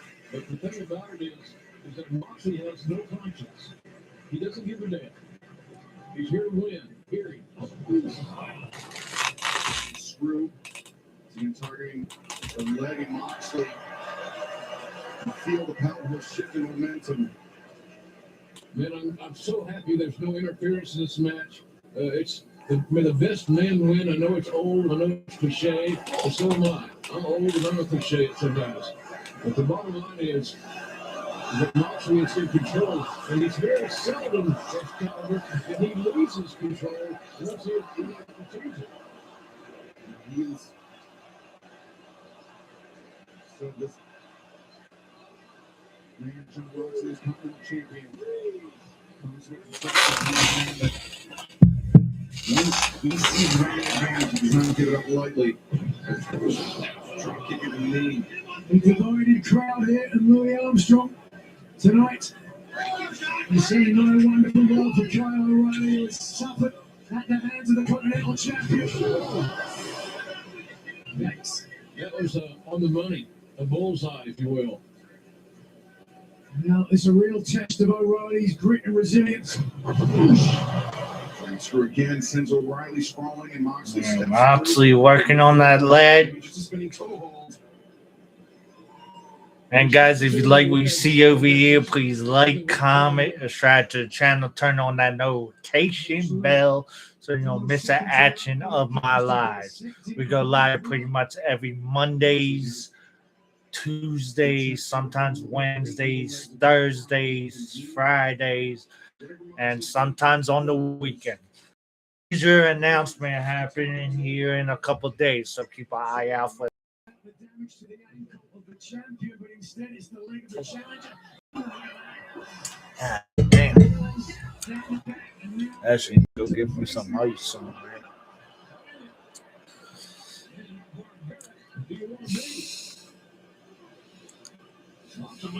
Innocent. So Moxley getting chewed out there by the ref. And he looked at the ref like, what have I done? Moxley has a dark charisma and has helped him form an army in the Death Riders. And also, Nigel, a very devious mind, inventive mind in how he perpetrates violence. Oh, sorry, guys. I didn't mean to do that. I'll be right back, guys. Champion and challenger have a lot of friends and teammates. But on the Continental room, it is one-on-one. The decision will come down to these two men alone. Unlike it typically is on pay-per-view, it is no time limit. Instead of the routine 60 is Standing guillotine. guillotine. Yeah. This time not with the body scissors. Ooh. Man, that knee right to the solar plexus will take you down. O'Reilly very gingerly walking on the left knee. Oh, I think it's the shin. Cracked the ring post. Oh no, he couldn't even run. Moxley kick to the top of the knee, and now it's Moxley's turn to cinch in the front guillotine. O'Reilly's in the ropes. Referee Paul Turner telling Moxley to relinquish the hold. They're called for a break yet. 2, 3, 4. Better break it. Making use of every one of those seconds. Like somebody else who used to be a member. O'Reilly, though, wrenching the arm of Moxley, driving him down. JR, that's a quick way to separate somebody's AC joint. Not lying. Not lying. Jumping knee will be bad. Injured the lead. Now O'Reilly, simple mount. Side control. Now press and then now transitioning into the Jujigatame, the cross-arm breaker. Moxley has an S grip in tight, but he's losing it. You can see he's trying to Oh, fingertips. O'Reilly, as I mentioned, with his purple belt in jiu-jitsu, more than capable of breaking that hold. Okay, guys, I'm here. I'm back. Just get my drinks. Actually, you spent plenty of time rolling around. Mountain Dew. And there are hidden ways out of that into this. by Moxley on The damaged left knee and leg and shin. now you have to manage God, they kind of pop. using that depth of Jujigatame. The depth riders have been trained extensively, not just on application, but defense as well. No question about that. That's why they wanted a chance to put that into action against Samoa Joe coming up. But right now it's O'Reilly who's battling to stay alive in this Continental title match. Moxley now using his kicks, his knees, targeting that left leg of O'Reilly, drags him to center dragon screw. Now O'Reilly sits down with it. Again, How smart was that? Strategically brilliant. I imagine he's got the leg as well. Transitions into. Oh, the ankle lock. Oh, Moxley. Come on, Moxley. Get out of it.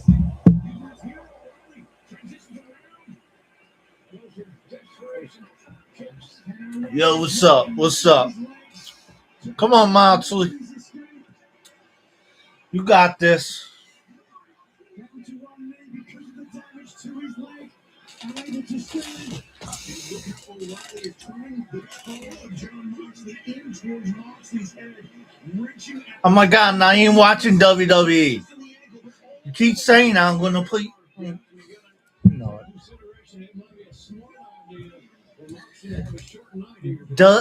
It's just like movies. WWE's not fake. It's just like freaking movies. Oh my God. Jesus. Same thing all the time. Off my channel if you're going to be disrespectful. Even with the damage leg now, the adrenaline coursing through the body of Kyle O'Reilly, masking some of the pain perhaps. O'Reilly's a tough kid, I can tell you that. He's not the biggest dog in the fight. Okay, you don't like WWE. Who cares?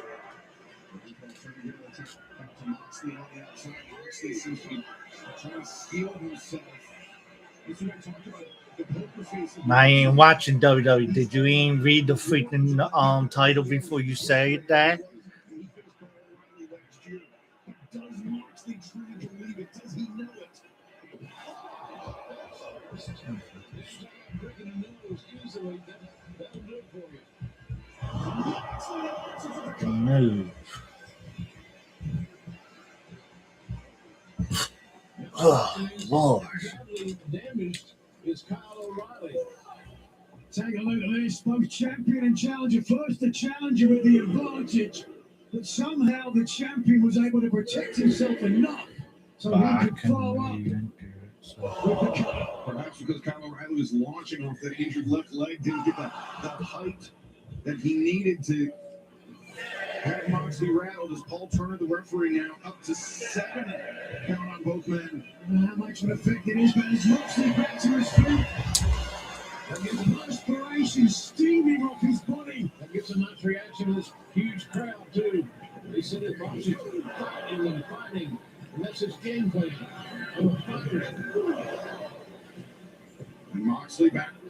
O'Reilly to center. O'Reilly blocks the leg. Moxley answers with a kick to the face. O'Reilly. And he's killed it.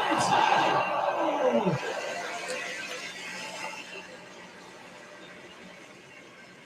Both champion and challenger with the same idea. Moxley has always impressed me with his amazing toughness, his resilience. Both men looking for the clothesline, both men getting it. Who got the worst of it? The crowd split down the middle. What a night, what a moment. Nobody does pro wrestling like AEW.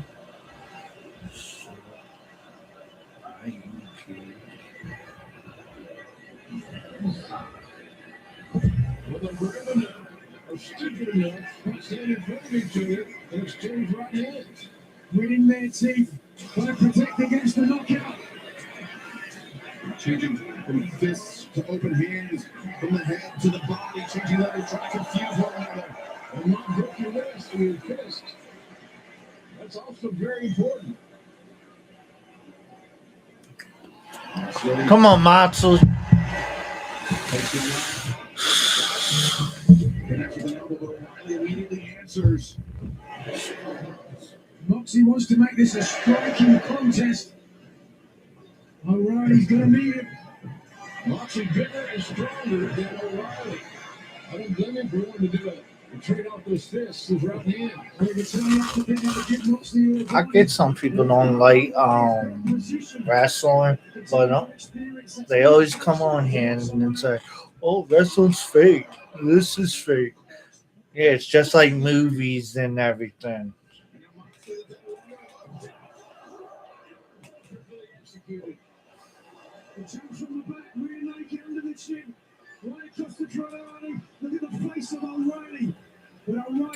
Let people enjoy what they like.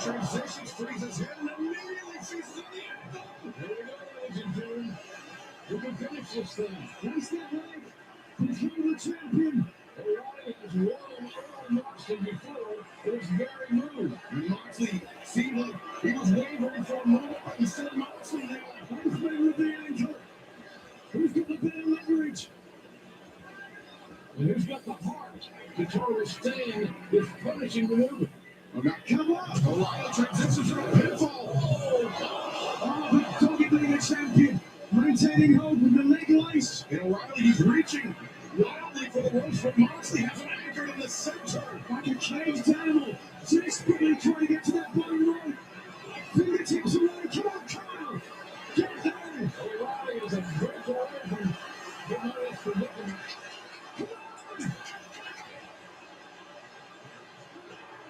Oh, Moxley won! Moxley with the victory. He beat Kyle O'Reilly. That guy's like, yup. And he did it on his own with no outside interference, no help.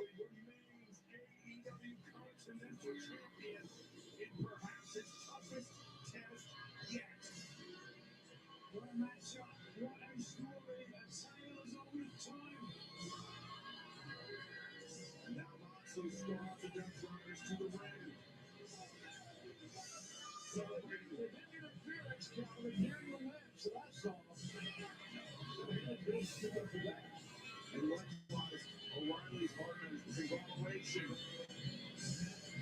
to support the vanquished challengers. What the hell over there? Incredible effort by Kyle O'Reilly, who looked at what Nigel still remains 1/3 of the WWE Trio Champions alongside Roderick Strong and Orange Cassidy. Yes, but nonetheless, what a rivalry between these two men. And while Kyle O'Reilly still has gold, I'm sure he'll be no less disappointed that he was unable to add to it with the Continental gold as well. Very competitive, very competitive. And this is a great rivalry. After watching Moxley and this kid, that's Kyle O'Reilly, that's what they do. You don't see remember that. Respect is a two-way street when it comes to John Moxley.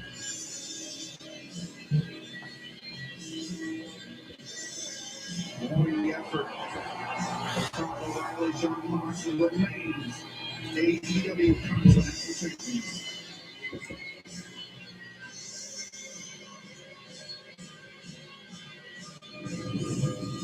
Well, fans, we now will kick off the 2026 Owen Hart Foundation Men's Tournament.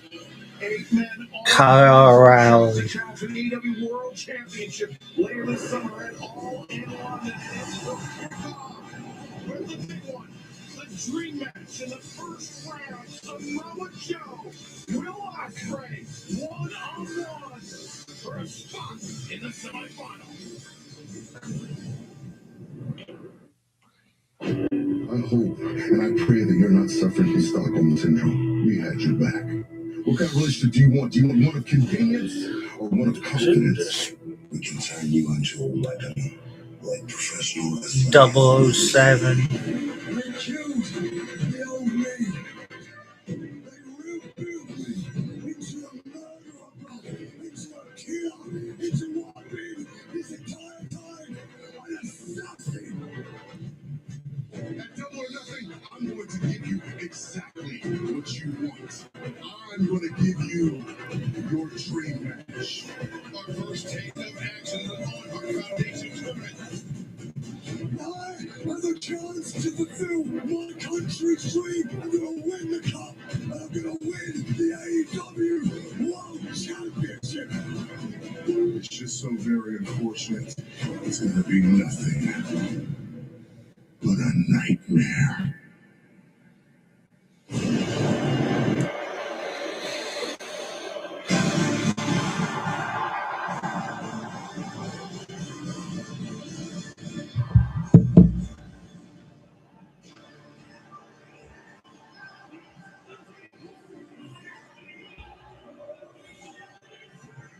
I think it. That's weird.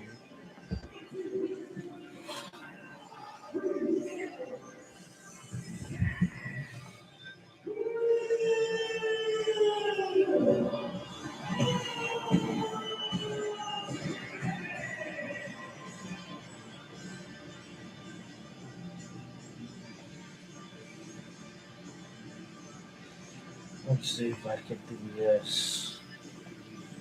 Maybe this will work. GIF.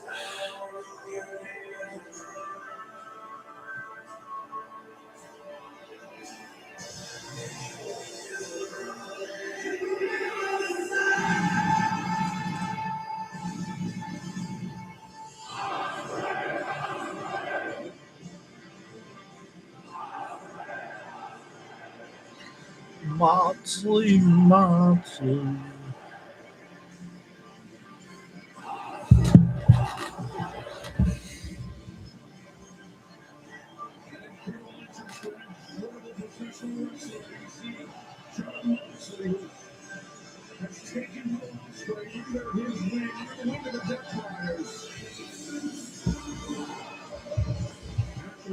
For this one, joining us back at the desk is the inevitable Tony Schiavone, the human suplex machine talent as we have the every effort. Just moments inside the ring. Ospreay told SB Nation after all that's going on, the results being with the Death Riders speaking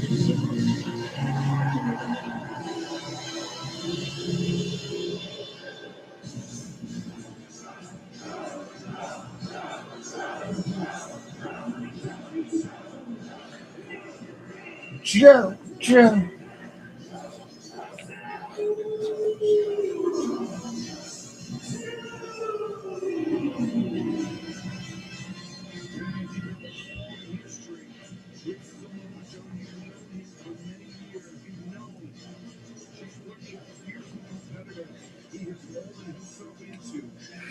you think Will Ospreay is ready for this test? No, I don't.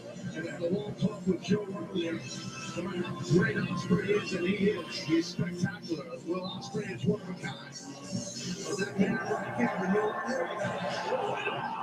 Oh, where'd he come from?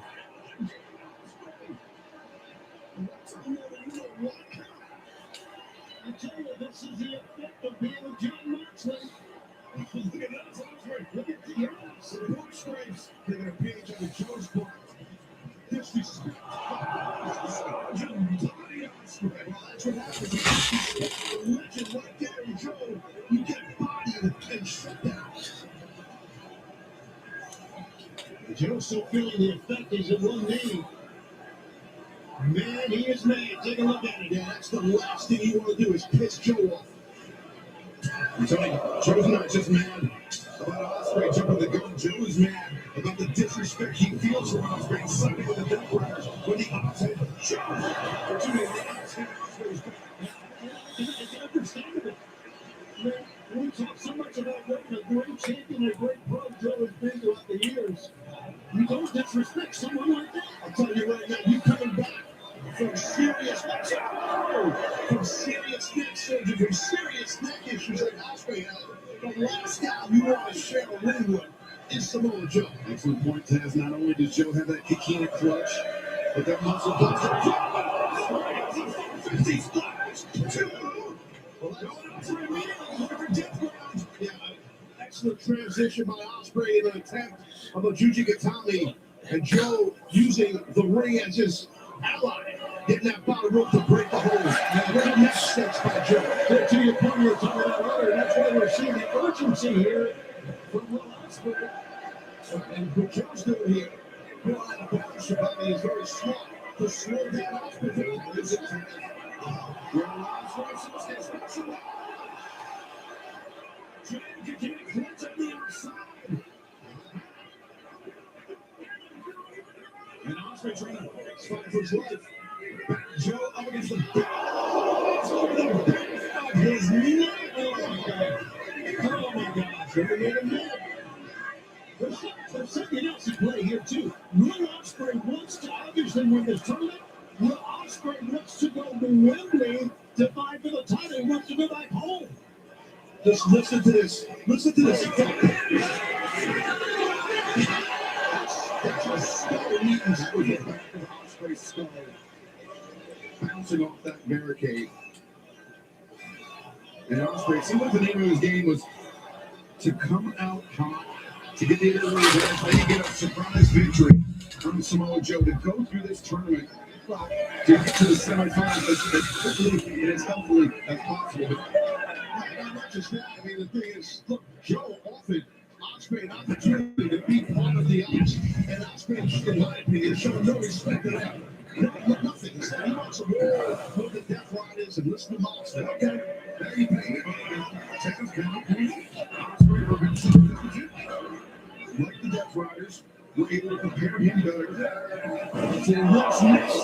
Better than the option. I guess that's what it's his career, it's his choice. But like I said, now he's paying for it. They have a broken nose as well. Ospreay just holding on to that nose. Everything that Joe is doing with such force. Even the snap there, he just wrenched the neck plus of the injury to that neck and that spinal cord. And when you have issues like Ospreay has, I'm telling you from experience, hey, that's no joke. And it's a massive target. Next fusion surgery, his screws planted. The spine of Will Ospreay. Joe knows very well about it. The world knows very, very well about it. And you saw Joe watching that nerve hold, and now he's absorbing those elbow strikes from Ospreay. Drops Ospreay. As great as Ospreay is, he cannot outpunch Joe. No. And Joe's doing the right thing. You got to keep a guy like an athlete, special athlete like Ospreay on the ground, on the mat as much as possible. Avoid him flying around. Wrenching the neck of Ospreay, now stepping on the back of the knee. Well, Joe will just dissect your body. I mean, all the decades of success and experience that Joe has. I mean, he's having fun right now. Osprey's there. Tony, you mentioned Wembley Stadium All-in-One coming up later this summer. Sunday, August 30th in London. Ospreay, of course, with champion heavyweight championship. As would Samoa Joe, but to do so not only do these men have to go through one another, they have to go through Tyler Love Davis and Jack Perry in the semifinals. And Joe, Honestly, if it was up then on the opposite side of the bracket, you got Swerve Strickland and Bandito, Claudio Castagnoli and Brody King. There are no easy matches in this tournament. Yeah, everybody is a tough. Everybody could easily be the next AEW World Champion. Easily. That's counted out by Ospreay, though. I believe he got his knees up. Yeah, Joe went for the same time. Joe was being just a little bit too methodical that time. A little bit of confidence that he had after beating Ospreay down. Well, I think you're right about that. Ospreay has a lot of fortitude. He's tough, man. He's got a lot of the toughness in him. He's being tested, though, Excalibur, big time. He certainly is. It was John Moxley that made the offer to Will Ospreay. He said, we, the Death Riders, can turn you into a weapon like pro wrestling has never seen. I think Ospreay knew that the Muscle Buster was coming right there.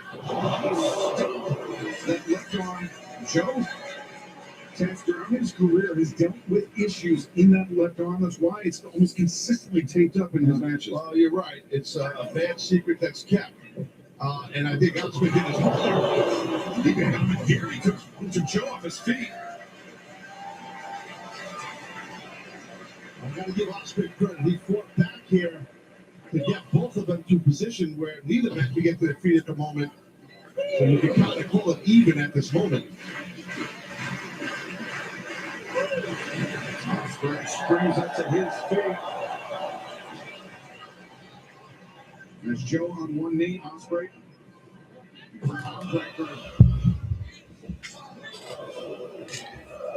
So Joe, seeing those chops now, the hammer throw reversed by Joe. Ooh. 1, 2. Real. Come on, man. Yeah, veteran kick out right there, popping the left shoulder up after eating a nasty kick to the face. As you'll see it right here. Shows the pictures of Ospreay right here. Look at this, how quick he gets up and over. And heel caught Joe flush in the face, and Ospreay had the double underhook. I do gotta do my highlights for today on my Twitch account. Oh, also, guys, if you haven't followed my Twitch, you can follow it at hold on, Twitch TV. If you guys have Twitch, you can follow it at RJ Painter 8.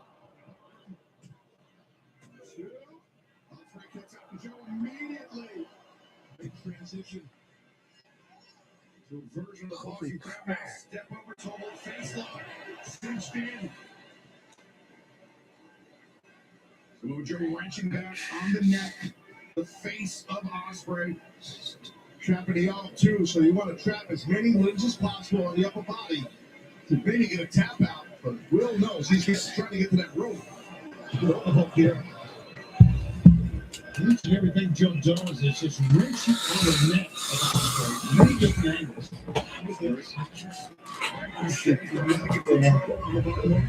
Break from Samoa Joe.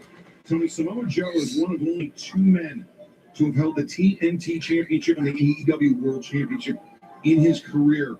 The other man is in our main event tonight against MJF, and it's Darby Allin. Wow. Yeah, top to bottom, we have such great athletes that just push their body to the limit. How about that kick? That was a hell of a round kick. That's what I'm doing. Look at the stain that Joe is looking at. To wipe him off. Yeah, it looks like he's teaching him a lesson here to Will Ospreay. And sometimes on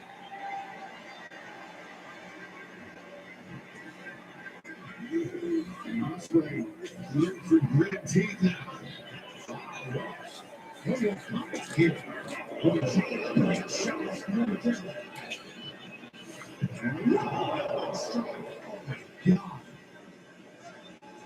Joe is lowering the boom on Will Ospreay here, gentlemen. Yeah, like you said earlier, Shavonda, you do not want to try to outstrike Joe.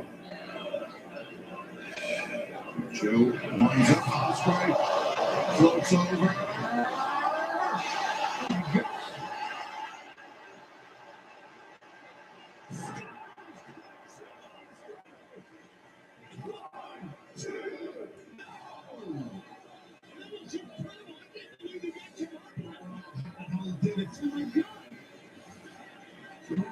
PTSD from a couple decades ago is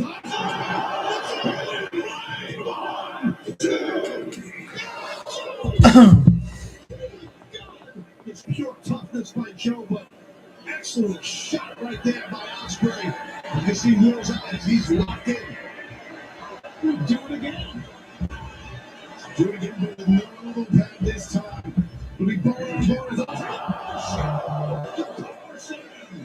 Going for that snap power slam. The hip rotation is the key on that. No one does that better than Joe, I promise. Second time that Ospreay has taken a little bit too much time executing against Joe, and he paid for it. First one, showing the odds coming, but Joe walked away from it, and there was the power slam. Twice.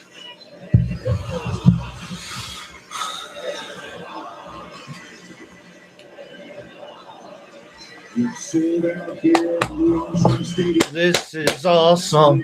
This is awesome. Oh! What was that? Very nearly. Instead, they're right back to that on. He's going to get the fly into the juju for death grab, as he calls it. But Joe, great submission defense. He has the S grip in tight as Ospreay trying to wrench those arms apart. But Joe just turned over. Well, the key is you turn in and then stack it into the rear choke. But can Joe get enough pressure with that offense that's been put on that left arm, Excalibur? The Kikina clutch, but Ospreay gets his hips to the outside of Samoa Joe's, and now Ospreay goes back to his pain predicament too. Joe forced to relinquish the hold, charges in, swinging a minute. Ospreay connects though. Match is over, guys. That's it. Kikina clutch. Okay, I see, man. It's close. Joe's got the legs in though too. Will's attacking the grip, trying to get separation from his Joe's off to his throat. The body lock is in tight. Ospreay is ready. You can see the hands dropping. Took it out. Match is over. I'm telling you. That's it. Whoa.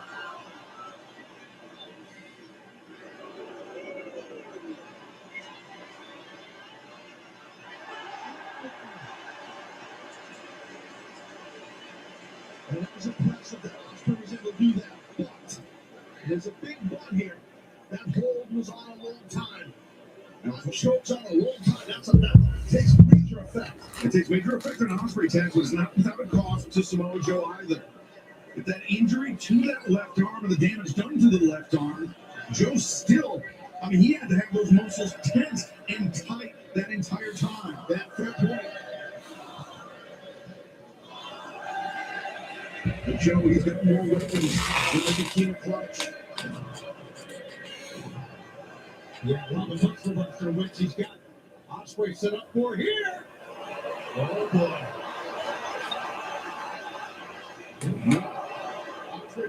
Ooh.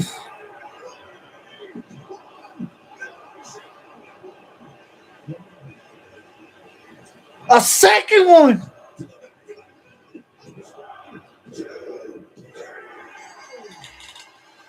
What a match.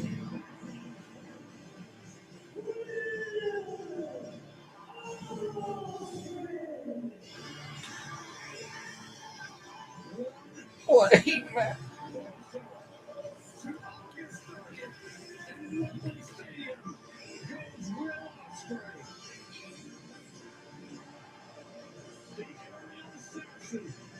Victorious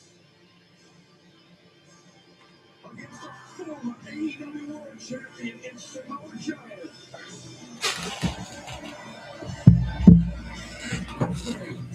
Heads to the semifinal round of the 2026 Foundation Men's Tournament, where he will meet either Mark Davis or Jungle Jack Perry in the semifinals. Mark Davis. And Joe finds him to be about to this man, Will Ospreay. Man, Will earned my respect.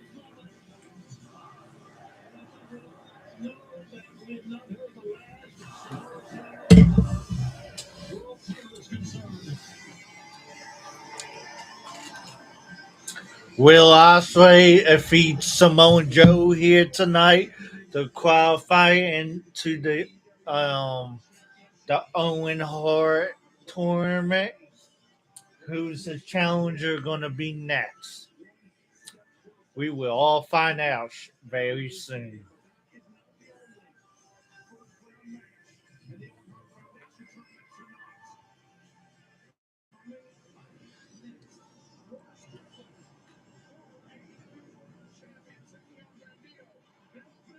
Bandido versus Swerve.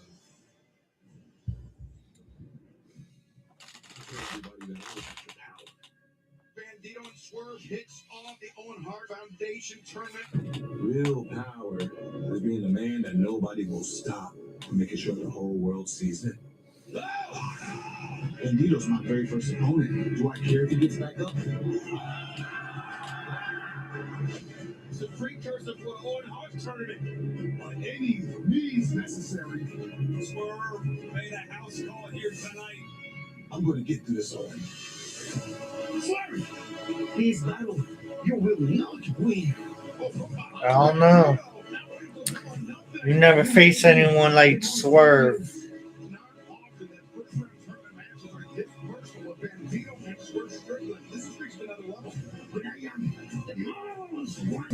After I beat you, you won't be a danger to anyone. Power and championship. This is necessary.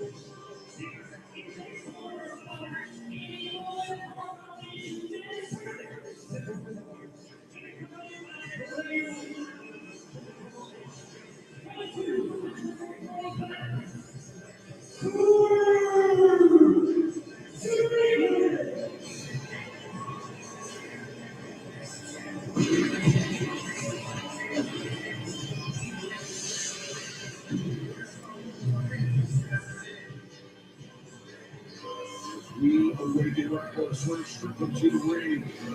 We give a special shout out to our production team. I love the scaffolding motif on the top of the stage, a hallmark of the landscape of New York City.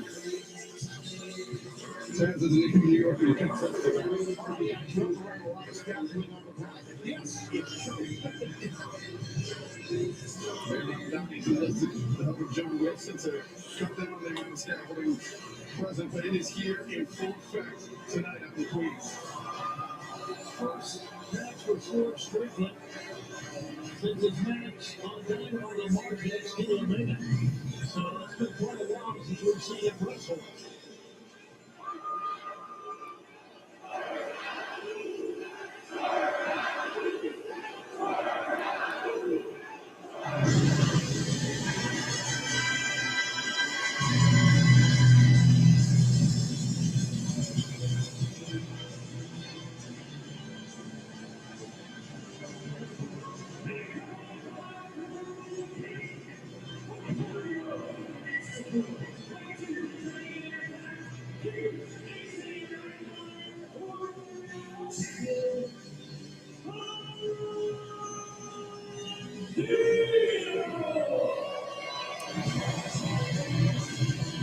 Bandito, who had the best 2025 of just about anybody in professional wrestling, now stepping into battle against the former AEW World Champion Swerve Strickland, the man.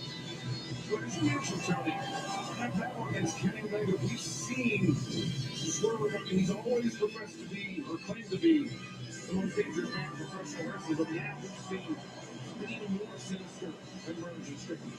Yeah, we saw what he did to Bandito 9 days ago when Bandito had defended the Ring of Honor World Championship. It was against Blake Christian, we saw the attack at Super Card of Honor.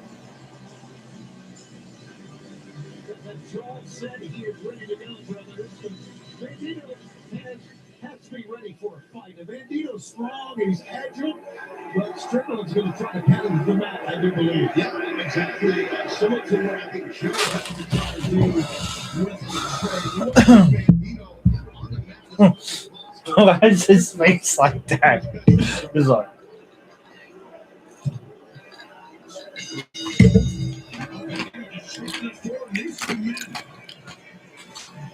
might have no way. I tell you, Swerve was ready for the charge.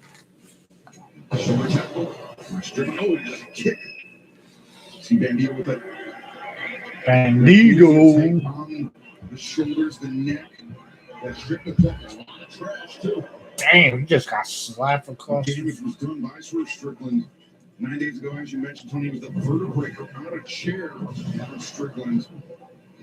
Bandito on a little bit of drop kick to the knee. Stop to the spine. Bandito lining up. Strickland a kick across the shoulder blades.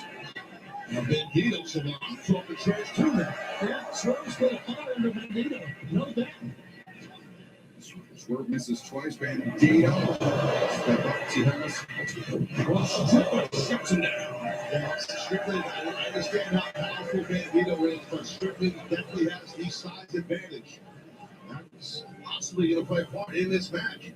As we saw Bandito coming to the ring alongside his friend, former tag team partner, I guess, tag team partner, Brody King. I see something. Bandito and Brody King facing off See, in the semifinals of the Iron Foundation tournament. I think that'd be cool to see, but I think both men are professional enough and realize what's at stake and would go full speed at each other, friend or not. Feeling fine, I'm feeling free, I'm exceptionally all you want, but I'm dangerous. Women winners of the I'm trying to click on the name. AEW World Championship on August 30th at London as we return to Wembley Stadium. Yeah, the last time for Swerve Strickland, it wasn't a good world title match at all in. Losing to Bryan Danielson back in August 2024. They'd have to make up for that, no doubt. Bandito. Taunting Swerve Strickland. And Swerve walked right into the power of Bandito. On his way low.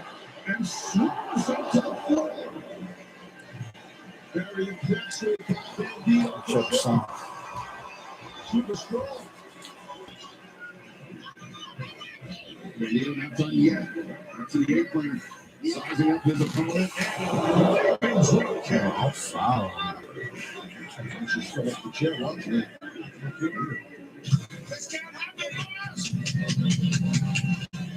Swerve.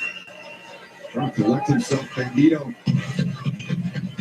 Taking a risk, but it paid off. Yeah, he's very, we need to be very, very careful out here. This is, I feel, it's more Swerve domain than it is Bandito's. You see how it plays out? Yeah, I think you're right on that. Shivani, just if Bandito, you gotta stay on top of Strickland if you're gonna play games on the outside here. Well, that's my only suggestion. Bandito. Again, setting Swerve with a barricade opposite side though.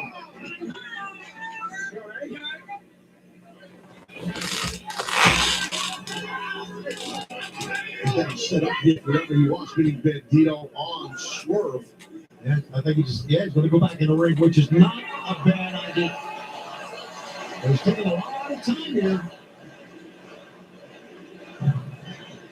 Swerve goes on the other side. How about that? He's trying to just get some time to reboot. I think that's Strickland's doing.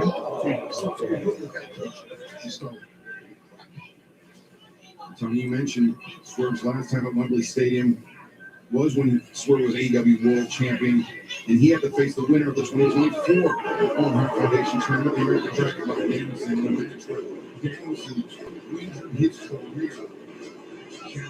Channeling Big Brody King, his buddy.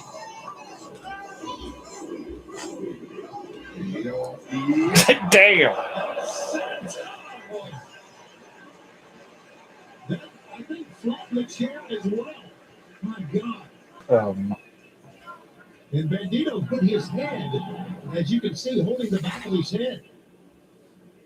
Taz, as we've seen Swerve Strickland's evolution throughout his AEW career, he's not a man who's afraid to fly, but now he's put on some extra size and is really, he can still fly, still is tremendously agile, but favors the brute force, whereas Bandito is, flying is his domain. Yeah, listen, you're right about Strickland. I agree. I think that he has changed his style a little bit, being that he's put on size, but in my opinion, that keeps your career longer. There's more longevity when you're not flying around. Let's be frank. It's less chance of injury when you're not doing a side step. I Swerve Strickland, Bandito's face first in that middle turnbuckle pad. That was a nasty impact, Shivani. Yeah, and Bandito's in trouble, John. I can tell you that. I can just tell the face of Swerve. Bandito needs to fight this off as best he can. Nice transition by Swerve to get Bandito to his stomach. There we go. German suplex. Yeah, release German into that top buckle. His head. His ear here, his head. Stuff the towers that roll here. Hair without hands. Let's see if we can tell here. Let's release German. Good hit. Oh, one was up and back and it just jerked his neck back. Yeah, whiplash on the head of Bandito. And uppercut. You Swerve. His target is clear. Swerve, as we talked about, planted the seeds for this 9 days ago. The attack on the neck of Bandito. Yeah, he did, which is a real vet move. I mean, it's smart. Just have your opponent go in there, bang up, hit up. And it works all the time. That's a phone. That's pretty cool, man. For sure, man. He's grinding. Using the bottom of the mask to just wrench the head around. That's complete control. He's stepping on the hand with solidity on, too, to keep that. He's got the trap, actually. It's a hell of a dance. He's a very handsome man, also. Really. Yeah. He's available for bar mitzvahs. Swerve doing a good job of controlling the head and neck of Bandito. And now cranking Bandito to a vertical position. Swerve. Nothing fancy about it, Taz. Yeah, right to that area he was working on. Upper back, lower neck. Swerve feeling very, very good about what's going on, but Swerve is certainly taking his time.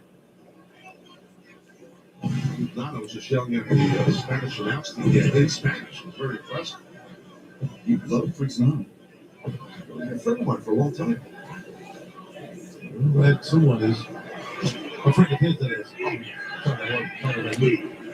Bandito's hurt, man. City just can't really defend himself at the moment. Swerve Strickland. This is when he's at his most dangerous time. When he is allowed to indulge in his creativity of how to inflict pain on opponents. Yeah, ever since Swerve hit that German suplex No way. on the top buckle, he has had the command of this match. That gives him all he can to find him out, but Swerve stays on his feet. Yeah. Do that. That's what I mean.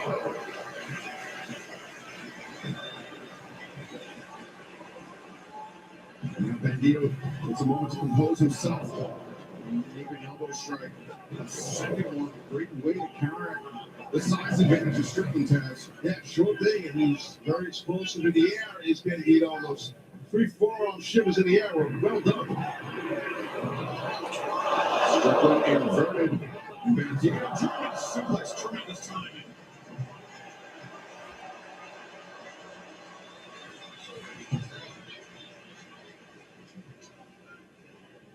Bandito once again springing to the top. What the? Finds his footing. Likes a frog splash from this position. And so it was frog splash like Hogan. Strickland able to kick out. That was a long, long way to go. I thought he would go to the other side, Bandito, but he went to the turnbuckle on the right. Look at this. And you can see right here, showing a lot of respect to the late, great Eddie Guerrero right there. Obviously, Latino Heat.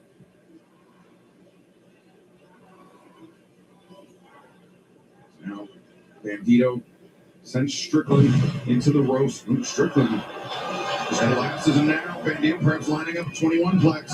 Strickland saw it. Yeah, ready for it. Leaks it. It's a flip liner. Cover. 2. Bandito able to kick out, but spot by Strickland over that right there. Established play possum. Yeah, I could see Strickland. He was looking, he had his head tucked on that middle rope, and he was watching what Bandito was doing. You could see it coming all the way. Tony, not only is Swerve a very dangerous wrestler, he's a tremendously intelligent wrestler as well. Absolutely. Absolutely. You have to be an intelligent wrestler to do what he has done, to be a world champion. Coming back from a long injury as well. Got a half belt in there. And he's sitting off for a house call, receiving big pressure. Drops Bandito down. And that's the head, man. You see that? His head hit hard. Swerve in control of Bandito. Come on, Swerve. Suplex attempted. Bandito lands his feet, though. Swerve. I do think Swerve's going to win this. And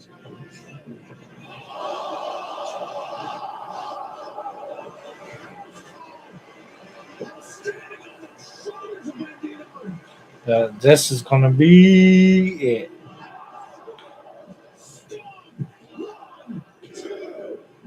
What? No one has ever kicked out as a Swerve stomp.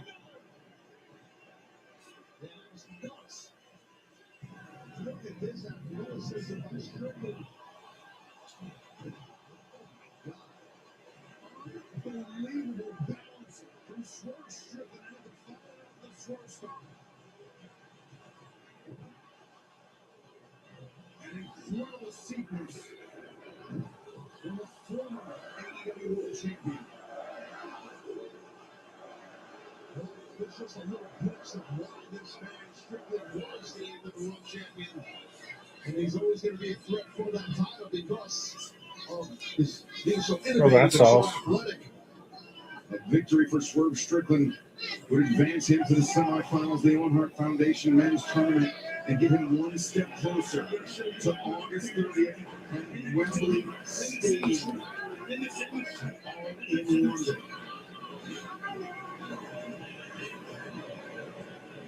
Yeah, Bandito's better fight this off. Bandito, some back elbows. That's pretty cool. Bandito Comes right off changing his to grip. Bandito.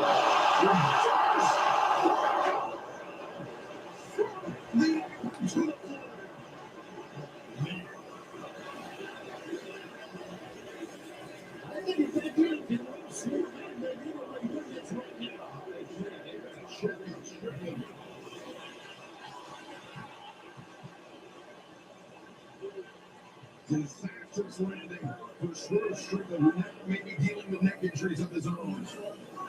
Yeah, that was nuts.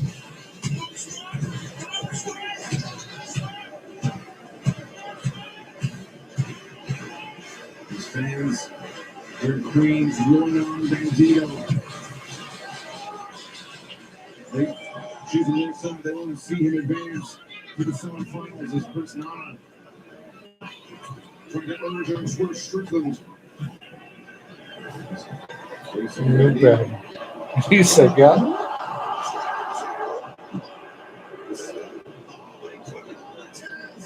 Struck the dude from a deadlift to a guy on the mat. But the damage to the neck, preventing Bandito from holding the bridge. Yeah, a lot of people don't realize that when you hit a suplex, especially a back suplex, which is a German suplex, then you're going to need your What's this mean? to help support. He's got issues for sure from the attack earlier by Strickland. Strickland smiling about those attacks on the neck. That was a hell of a total aggression on the cover around the mat. Wow. Great execution, but nothing to hold it down. For the damage to the neck, Bandito may be moving on to the semifinals, but now that remains up for grabs. Attempted swerve rolls through. Swerve, sunset flip of his own. Bandito rolls through. No. Bandito.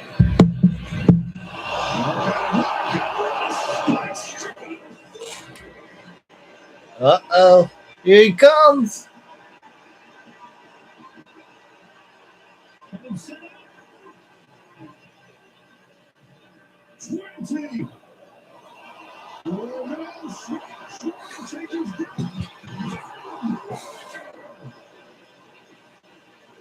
what a reversal.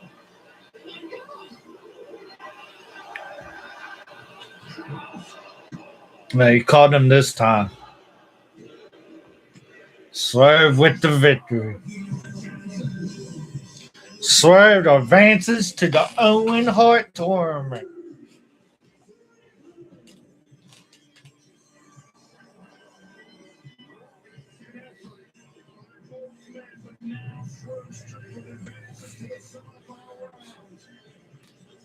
Where he awaits either Bandito's tag team partner, Roy King, or Claudio Castagnoli of the Death Riders. As we said earlier, Tony, no easy matches in this one. I think the transition from the quarterback place in the quarterback was as good of a transition that we've ever seen. I mean, it was drilled up. It really was a heavy attack. Mitch got it younger. Our dominator is checking right now. And Bandito Middleton, congratulations right there. Strickland on a very impressive victory. And you look at that, Bandito should not hang his head yet once he gets hopefully it's okay. Because he comes down in here.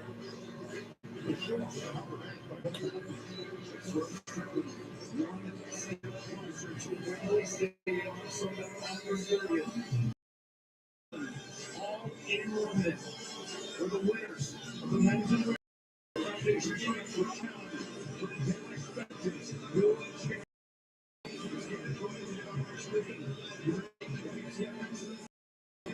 Your chance to join us at world famous, the iconic Wembley Stadium.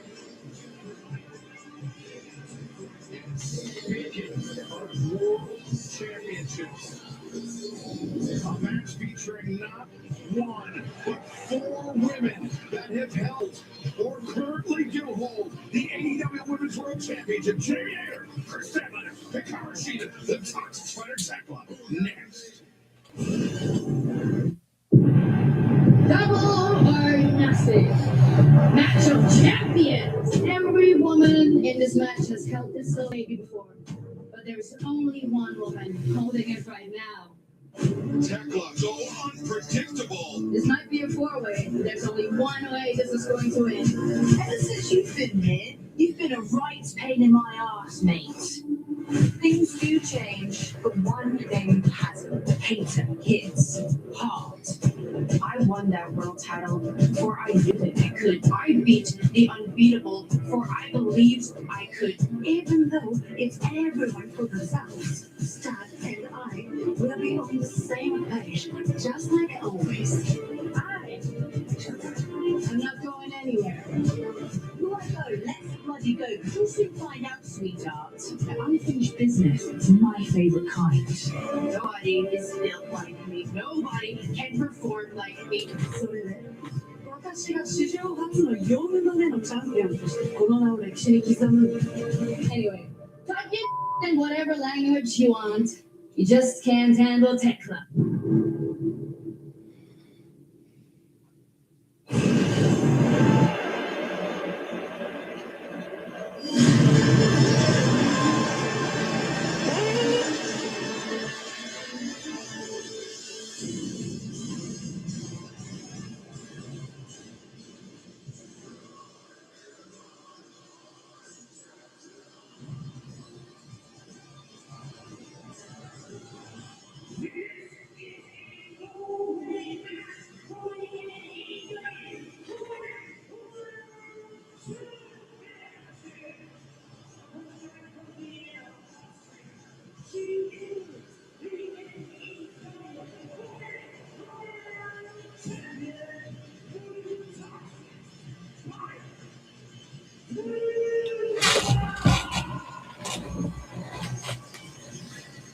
This young lady's been a pretty tough world champion. She has. It's been very impressive. Her world has kept up. I'm telling you right now, Tony, she's in trouble here. You know, it's going to be a four-way match. No titles on the line. And the other three combatants are all former world champions. Holy tough. Let's see. See the mind that she told TMZ. I've used them twice now. Jamie just a month ago, and then she is there. I'm not particularly thrilled by any of this. Well, I respect her confidence as a world champion.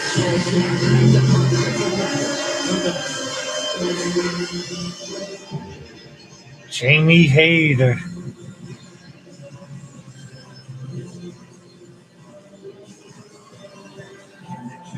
That's who I'm going for, Jamie Hayter. I need her to win the AEW World Championship.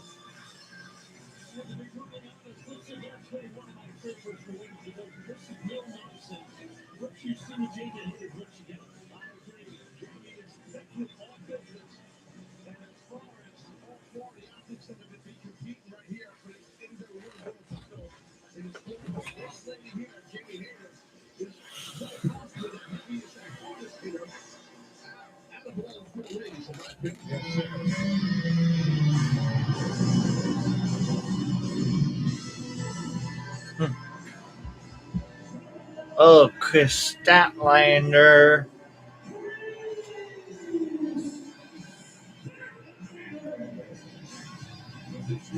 The former AEW Women's Champion.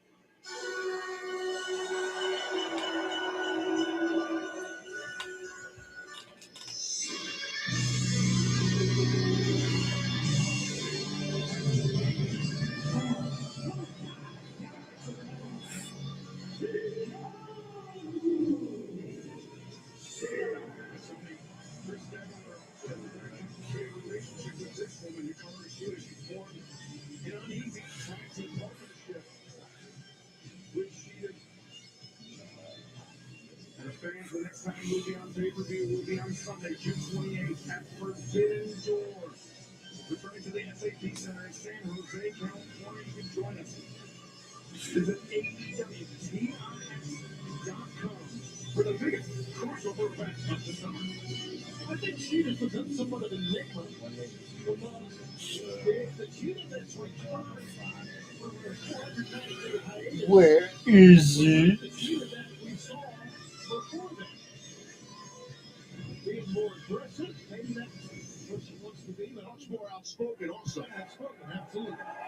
It sounds like that. Hikaru Shida, due to that lengthy layoff, was forced to observe things from the outside and lost her women's division. AEW has changed, and she was powerless to do anything about it. Yes, you're right. But, you know, you can, as you know, you can learn a lot by observing. She's a very intelligent competitor, so I'm sure she'll give her homework tenfold. And let's go, put it on. All three challenges going on.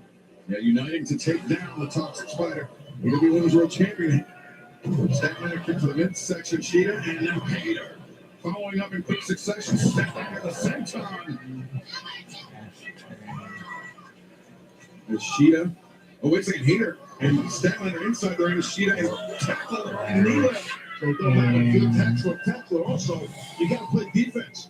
You know, you got to realize you can lose your title without getting pinned or submitted. That's right. That's one of the cool things to be considerate about a four-way match like this or a championship. I want to do this. But again, it's Hashtag cool, but yeah, for the fans and WWE. everything, that's what's the call. But like for the champ, though, it's tough, you know, because you got to play defense. In a situation like this, Tekla's not in the ring. And Tekla doesn't have to be involved in the finish in order to lose her championship. To your point, Taz. And now just counts in the eyes of Hater.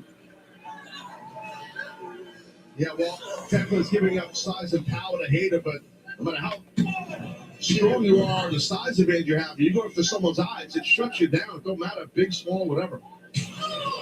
Damn. And Tony, we talked about it at length. When Tekla arrived in AEW, Janie Hater was her very first target. And that is something that has sat with Hater for more than a year. Absolutely. And then Hater, of course, was injured by Tekla back in Dynasty last month. So she's got more than enough reason to win this match, besides being the women's world champion. Statlander splash in the corner. Yeah, well, Tekla got the worst of that. I mean, Tekla was behind Hater. You know what I mean, Shivani? So, How about you're talking about a hard hitter? This Jamie Hater, she was showing it right there. if anyone could come close to being a heavy hitter like Jamie, it is Statlander. Look at that big collision. Oh, yeah. Very athletic, powerful girls here, ladies, I should say. And they look to the fans, say one more time, why not? Strength versus strength. Neither woman wanted to get ground. Only evenly matched. It's pretty evident. These two, I swear, these two are. That's your Queen's big Pat Frida fans. Multiple standing switches, by the way. And Tekla. Was a good idea. Look at this. See the drop kick. Sending down Great lead by Sheeta. and then the Garcia. Sheeta seemed So like Shia, Jamie Hater, Chris Statlander, and the AEW Women's Champion. the volatile relationship between Sheeta and Statlander now. Double pin. Hater swing at Tekla. Teta. Okay, AEW Women's Champion Teta. So AEW Women's Champion Teta, Shia, Jamie Hater, and Chris Statlander. That's the closest one yet.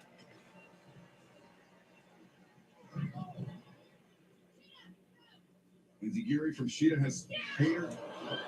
And the lunging Hater. God damn. Hammer throw. Tekla anticipated the dive from Statlander. But now Hikaru Shida stomp and Hater kick from Hater on the outside. And those that Tekla moved out of the way, and now she's going up towards the ring as Tekla. Tekla is just so smart. She is smart. She's picking her spot. Unbeknownst to Hayter right now. Is behind her on that top turnbuckle. There she is.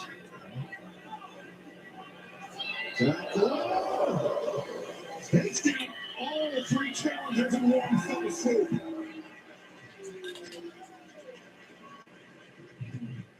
Looks like Jamie took the worst of it, too. Finally, as we saw when Hayter, or when left off the top rope, inside the ring, didn't have the velocity to take down the opponent, but then when he's coming off the top to the floor, that extra few feet of room allows her to generate so much more force. Well, that's exactly the way it works, and now it's done. But Tekla, I mean, she seems like she's trying to wear down Hayter a lot here.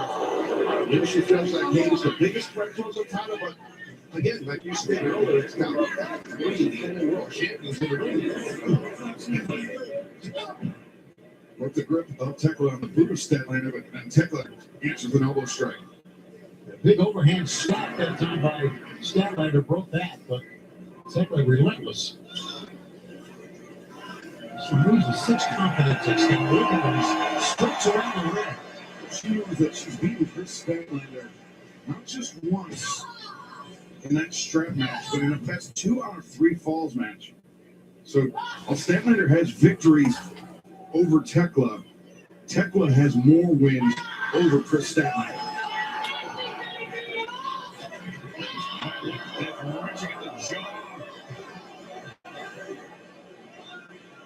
Chris Statlander.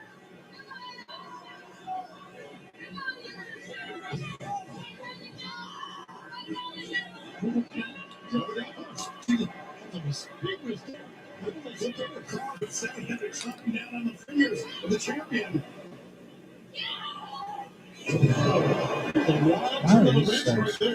There's a rare mental lapse by Tekla that allowed Statlander to get back in control of the champion. Those body slams, they are full body slams. That last one, she drove Tekla on a hip. That is not a fun feeling. If that's happening, not fun. Trust me. This is where the power of Chris Statlander comes into play. Tekla, but Statlander charging in upside down. Great horse straight by Tekla, bringing herself up to her feet. Right. Maybe it wasn't Tekla, it was Statlander dragging her up and whipping Tekla face first in that top turnbuckle.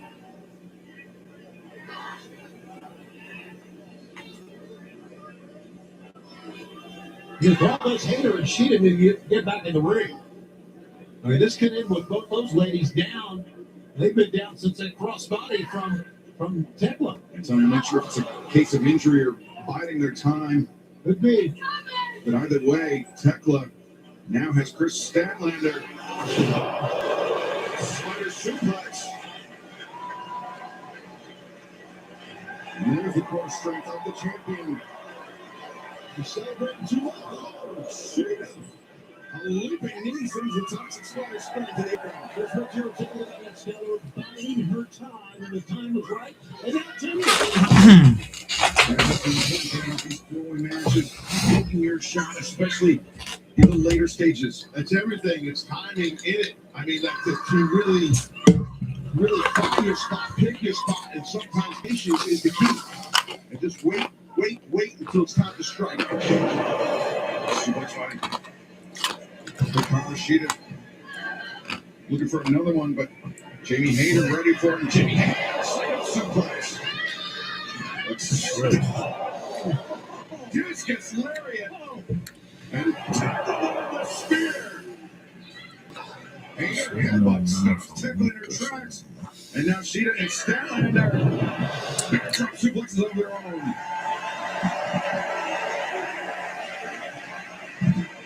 Fans appreciate the effort of all 4 ladies here. And it's really hard to say what's going to happen here, Ted. Could be a mistake that leads to a loss or a win, of course. And it's up in the air right now, in my opinion. I don't know who has the advantage out of all 4 competitors. I think it would be a small miracle if Tekla walks out of here with that world title, in my opinion. I agree. Anybody's match. And Tekla's hopes as this match continues of retaining the AEW Women's World Championship diminishing. And now, just wild blows, a flurry of wild blows from all four women.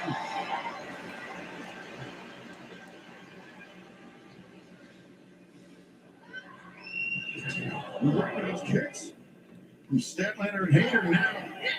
Again, power on power.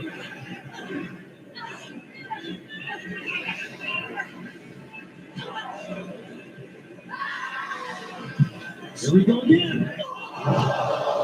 Cross bodies. Both ladies caught, their stomachs collide. She's got the little backbreaker. And now Hikaru Shida with the champion center of the ring. Tekla. Well, Shida. And now, counter by Tekla. Oh, very nearly took it.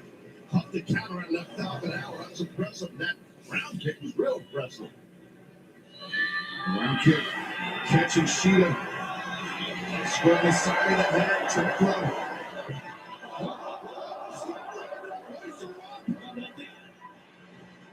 Tekla escapes. Hayter. And exploded with an overhook of the leg. I kind of want Jamie Hayter to win. Now a flurry of blows from Jamie Hayter back, or excuse me, from Statlander backing Hayter into the ropes. Chopping knee! She doesn't intend to target, but she takes the result.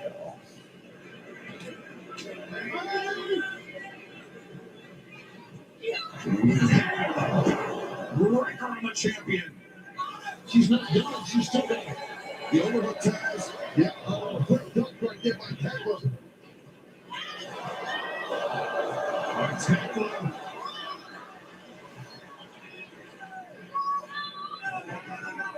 The submission is in tight. Wrenching on the arm of Hayter as well. It's compressing the neck.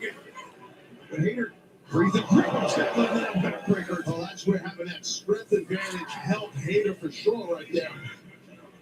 Oh, man. She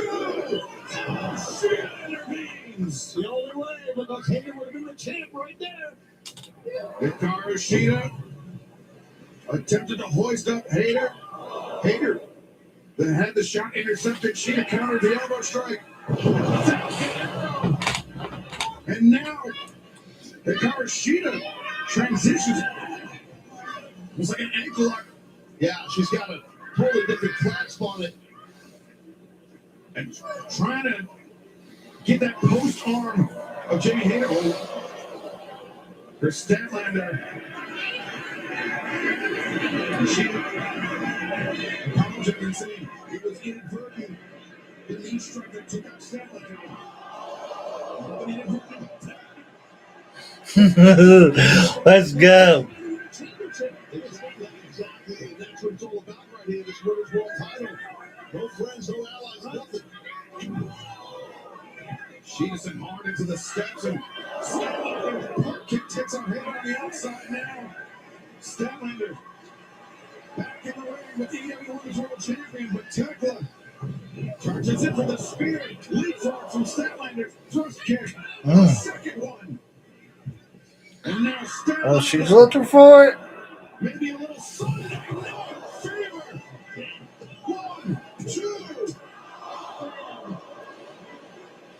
Remember, it's a 4-way match. There's no disqualification. Exactly.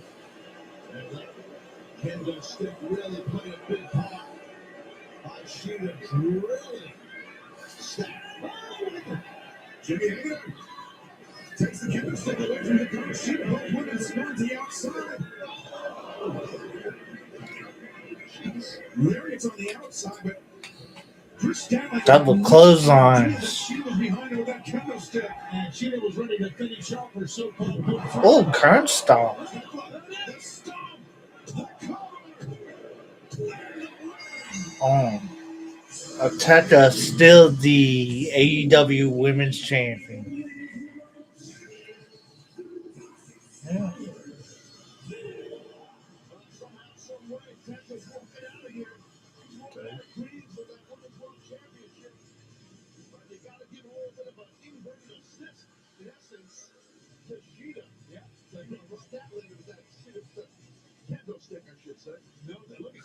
face. Yeah, frustration both on the face of Hikaru Shida and Jamie Hayter.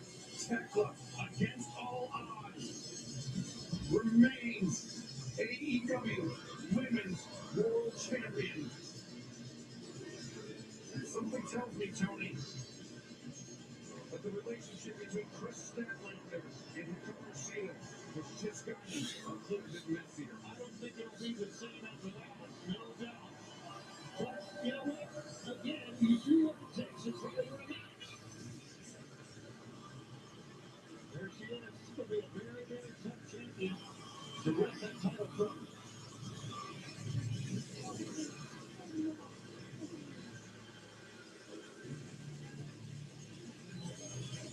The Toxic Spiders reign as AEW Women's World Champion continues.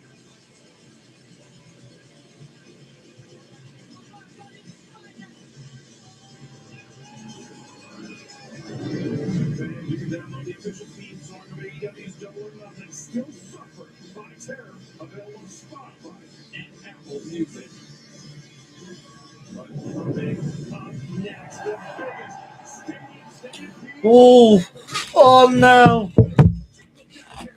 Bobby Lashley, Chris Jericho, Shelton Benjamin, Kenny Omega, Jungle Boy, and the Young Bucks. Oof.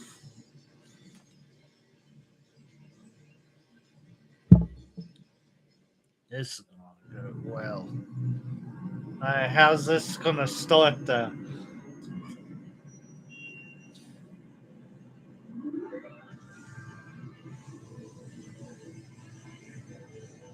Friday.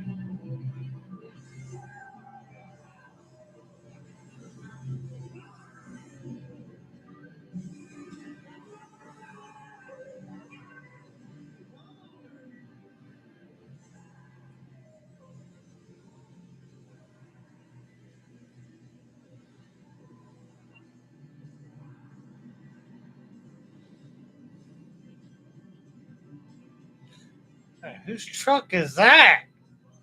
That's a badass truck.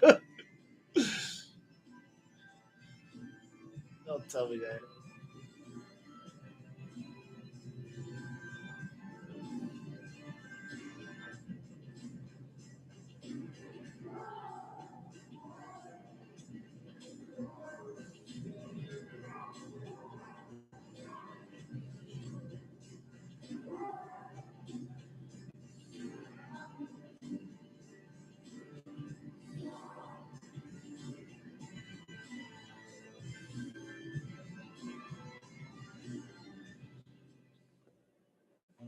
I don't know if I'm ready. So, does it start in the ring or outside the ring?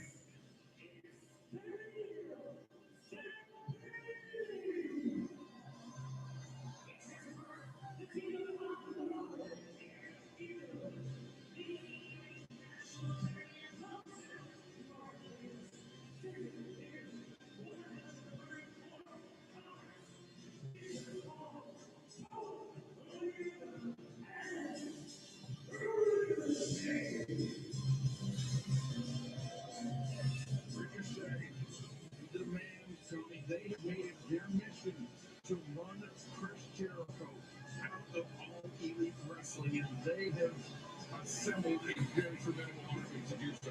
Yeah, but you know we're going into a match, the Stadium Stampede match, that Chris Jericho can work stands for anyone.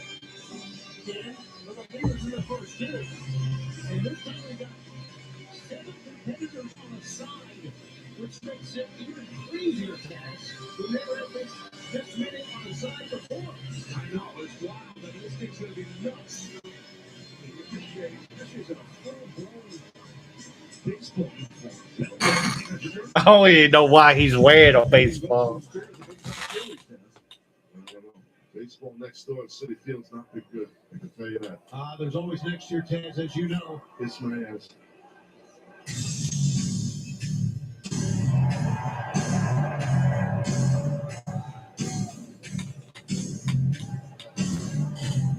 MVP.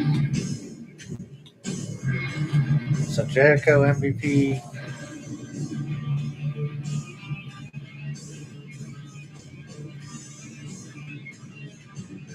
Bobby Lashley.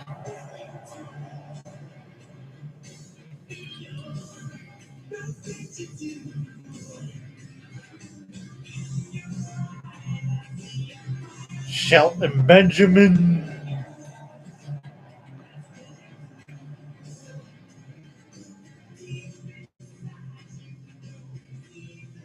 The Young Bucks. Matt Jackson and Nick Jackson.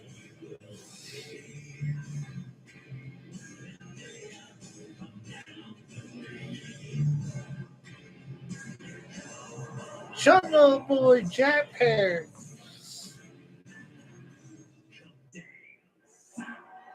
Kenny Omega.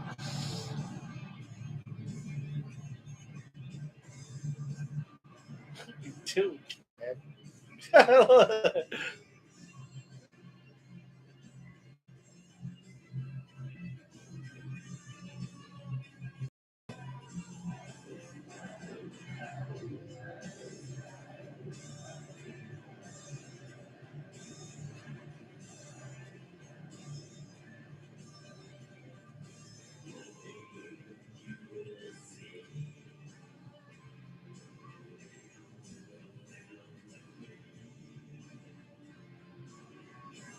That would be it. I'll bet that would be a badass group right there.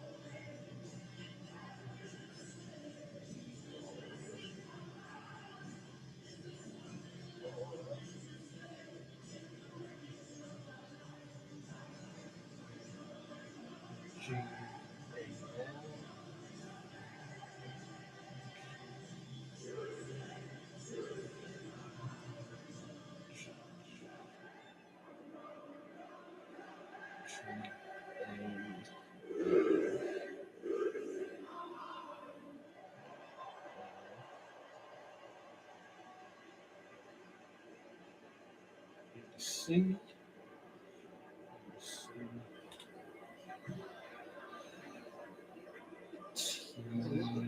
LG. We'll talk so much about the talent in AEW that take a look at the ring. This is a show of talent. We're going to come from Kenny Omega. Don't inhale cigars. Not that great. LG. Nothing. I think we better be on our toes out here. I agree. They were chanting, we hurt people, and there's going to be something going on tonight.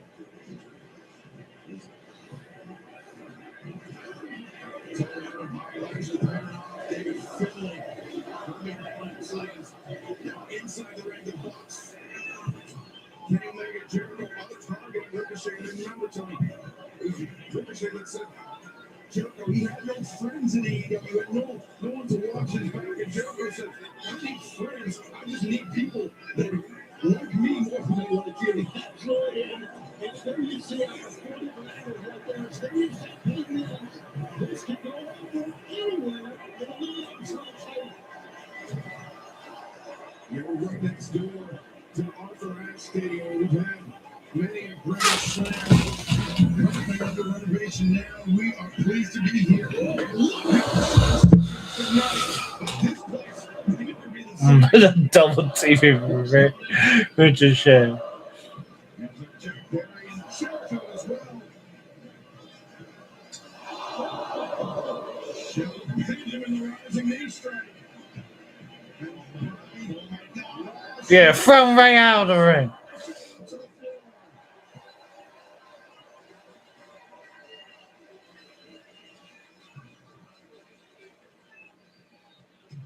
So how does this match end? That's the question.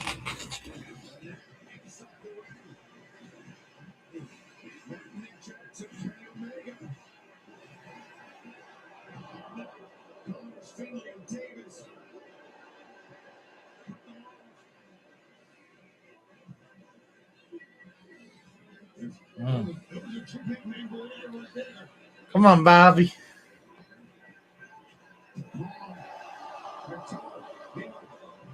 Come on, Jack Perry.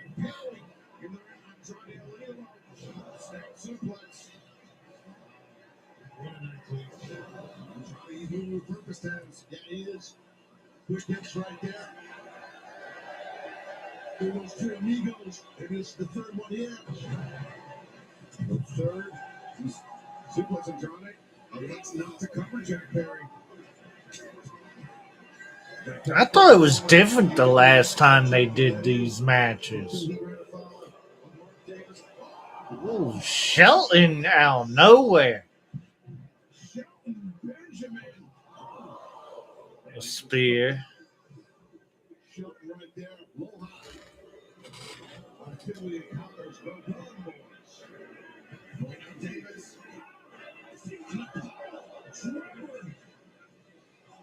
On the outside, on the chair.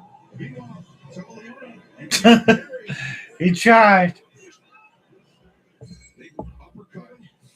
Catching Perry in the jaw. Oh no. Beach balls everywhere, by the way. This is an uncontrolled mayhem, is what this is. Jack Perry just locked over the top by Toa Leona. Matt Jackson. Yeah, Matt, do not exchange with Toa. No, sir. You're looking at one of the strongest, if not the strongest man in It's AEW. like Matt, now in blue. Excuse me, Matt, Nick Jackson, and Jack Perry. Oh, shoulders on Toa Leona. This is Holy shit. He got all three members. He got the Young Bucks on his shoulder and Jack Perry at the same time.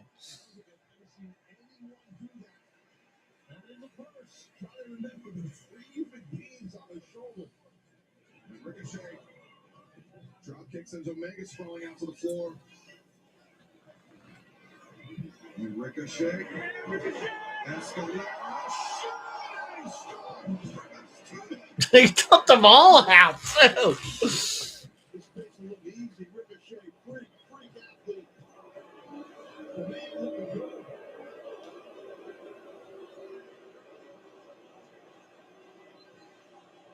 No shortage of confidence in what will be in. And Kenny Omega, the low bridge, as an official call to the outside. Bandera sends Ricochet over. Come on, Kenny. Come on, Kenny Omega. Now the grip on Kenny No, Omega. no, no, no, Leona, abdominal stretch. Something Kenny Claw. Something Kenny Omega does not need. Ricochet. The added leverage. And Dave Finlay. no. Oh, come on. Davis. And a try. Connors displaced. And now Bishop Khan. Can Kenny Omega One, survive two. this? As if Khan needs help. Yeah, exactly. But more pressure. And who's it? With BP. Let go, fella. That's the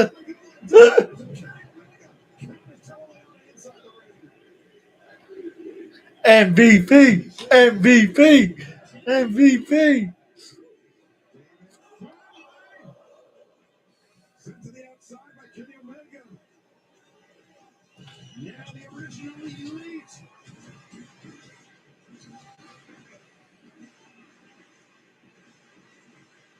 All right, he's gonna try it again. Suicida. OG elite right there, let it go. But wait a second. Shelton Benjamin. The gears are turning.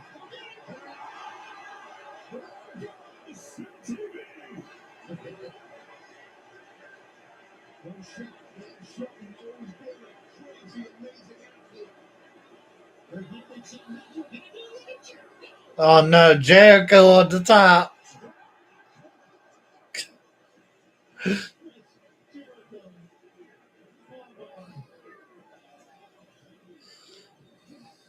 Benjamin. Ooh. Are we going? Anywhere in the stadium. Now, the advantage seems to have swung in the favor of Team Jericho.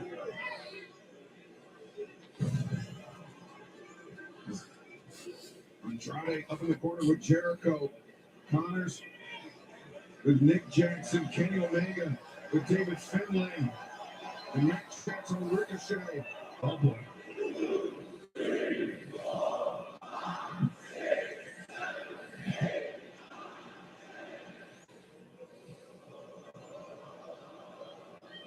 Jack Perry.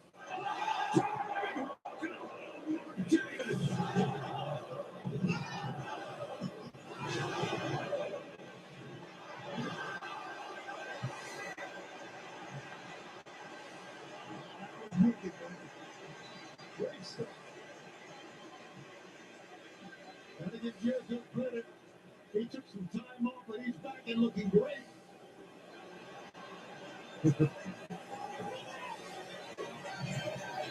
Now then turn you back on your opponent. Now take a moment too long to celebrate.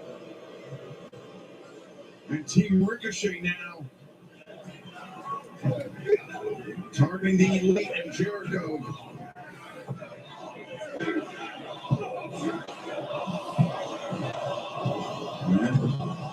But wait a second. Matt, Nick Jackson, Kenny Omega. Shot shooters. Turning things around. Walls of Jericho.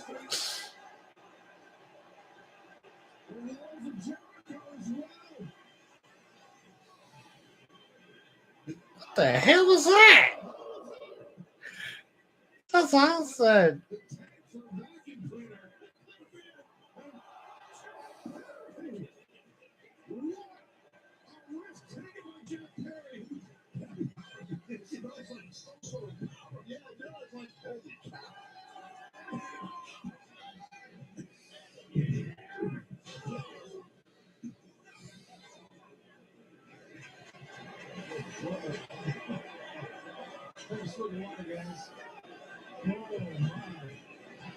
Oh, we got tables. We got tables, guys. We got tables.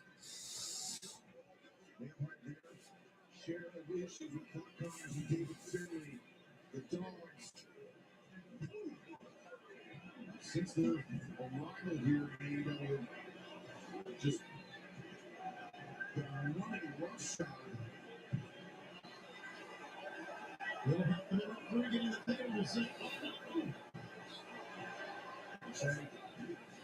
There came Kenny Omega, now David Finlay. With Finlay and Connors on the tables, Matt and Nick Jackson. Here we go. They're in trouble. This could be bad. Fans are standing everywhere. Look at that. Dogs take themselves. Oh, wow. They're leaving. They're leaving. Don't forget, they can chase them. The Bucks can chase the dogs into the stands. That's exactly what they're going to do. See just how loud the pass went in the stadium stampede. Oh, there we go. Yes, let's go. God damn. Poor guy.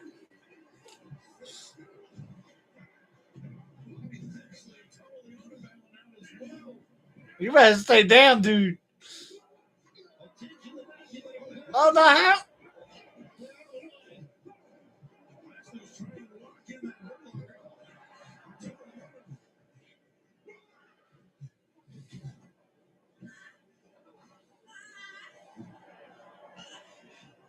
Oh, no.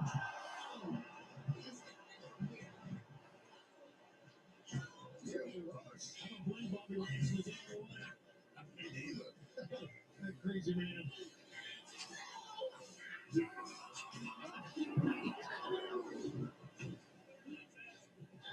Bobby Lashley. Until later, Lashley. I love it. Oh, that dude's a freak.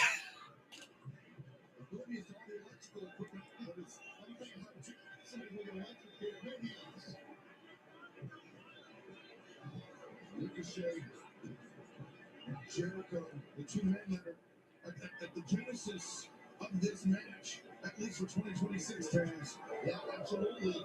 Well, right now, that's what they want. You know, Jericho and Perry would love to just pick apart Ricochet. And it's 2-on-3 now. Can't make it Ricochet. They've had their share of issues dating back to the time they spent in New Japan Pro Wrestling.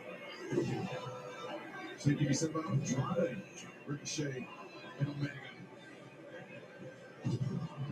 Back elbow from Jericho. And Omega here. Who's that? Oh. Yo, AEW title off the skull. Inside the ring, Andrade. 2-for-1 on Omega and Jericho.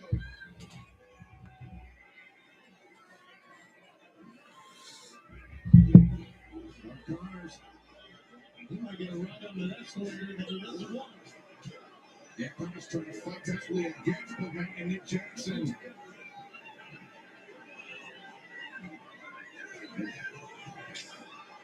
Super kick. Oh, damn. Uh-oh. Uh-oh, he's going up.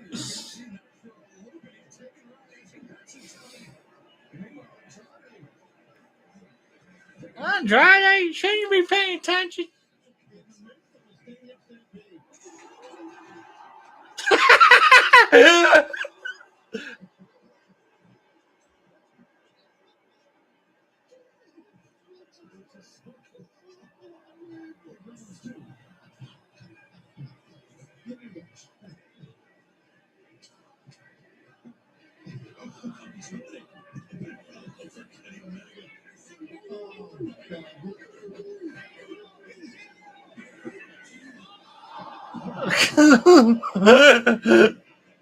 Yeah, I love this.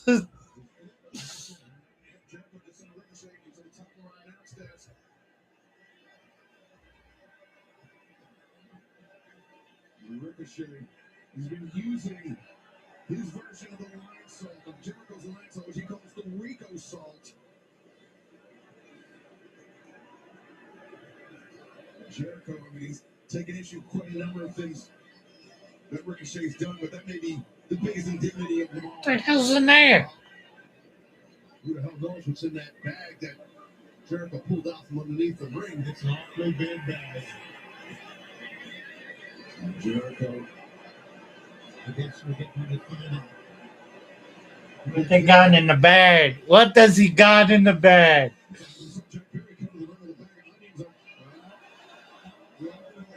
Tennis balls.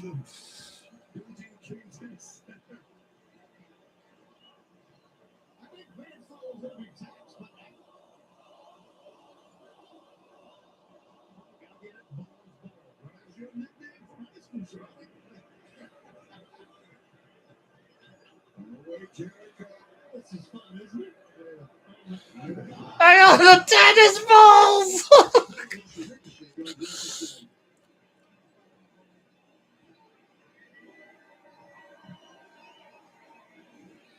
Stadium Stampede match. So unpredictable, as you said, Ted, impossible to prepare for. No, you just can't. It's a fight. You just go nuts. Oh, well, going for the Walls Jericho now. Didn't get it, man. Oh, no, Jericho. Oh, the ball.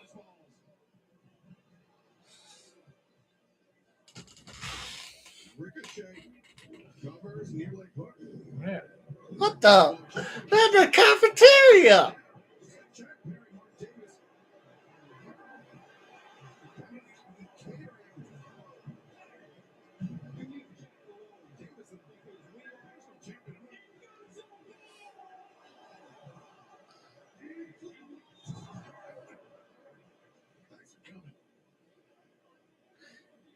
Jack Perry, though, dropped toe from Davis. I think his eye might have hit the leg of that chair.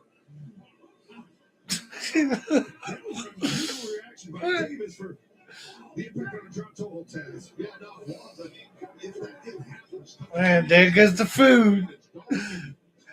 The food's gonna go some. Look at that.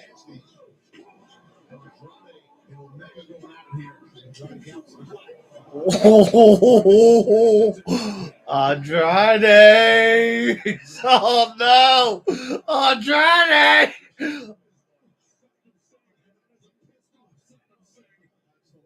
Like,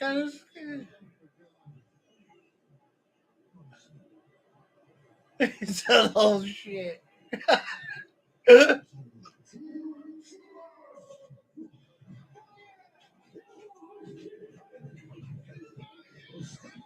Food fight!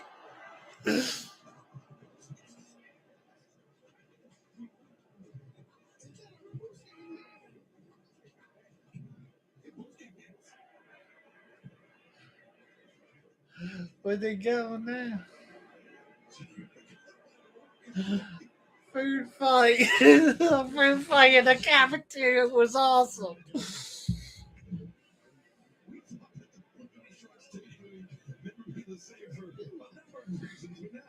Imagine a tennis player watching this. Let me play that. What are we doing? David Tadano and Nick Jackson headed off with Connors. Set up tables on the other side of the ring. Finley, true wild man.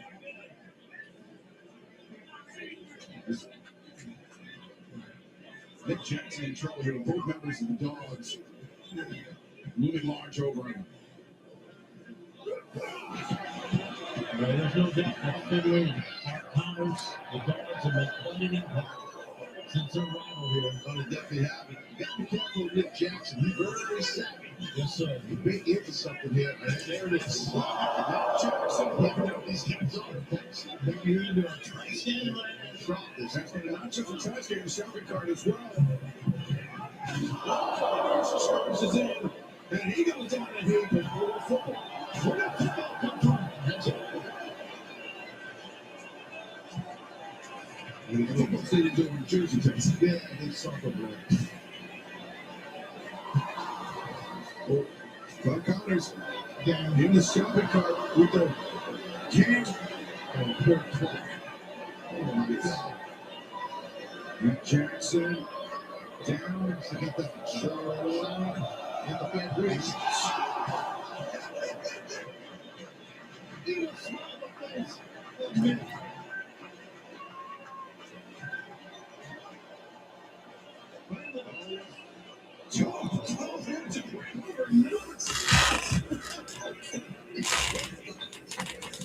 He's a monster, this guy. He is. There's nobody like him. Look at him knocking people down. Oh, we are having so much fun. We hope you are. Oh, gosh. This is tremendous. Oh, Leona putting Nick Jackson in the shopping cart. Matt Jackson, that head bounced off the. And he's calling for some help here. He doesn't need help. Oh, Jesus. That works.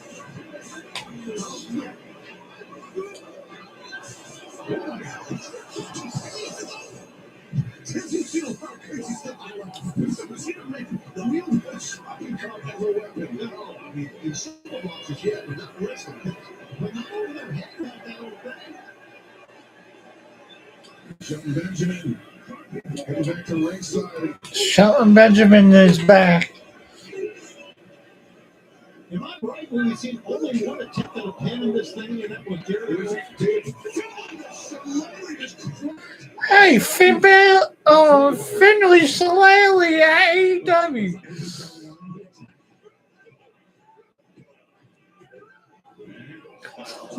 What a match so far. I love these type of matches now. The demand of the Dogs making it very important for some here. Bobby Lashley. It's not Lashley on the move, hammering Carl with those right hands. Uh-oh. College in trouble. Ron desperately trying to fight his way free. Lashley into the ring post. That's a rally to Bobby Lashley. Yeah, Lashley's still on his feet.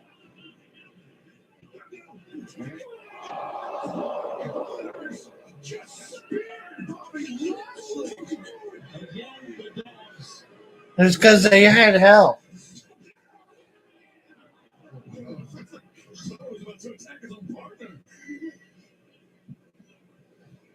Get out of that man's way. Uh-oh.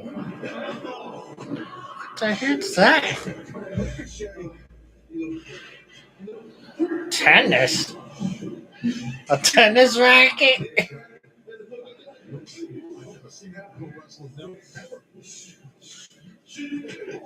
Wow.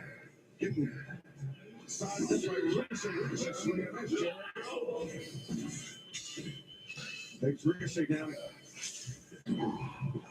What the hell?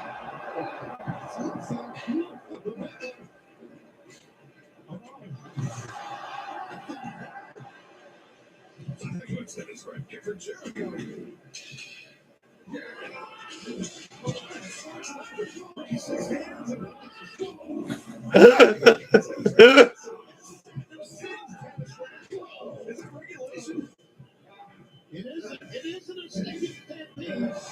Jericho's not over to the wall. I don't know what he's got planned down. Ricochet's still on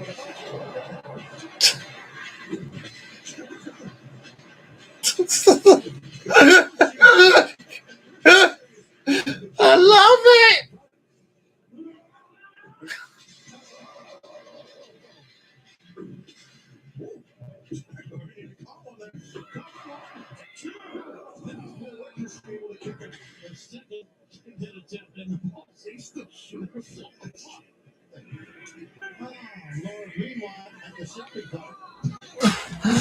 Oh. Let's go. Oh, Lord. What a match. Come on, Shelton.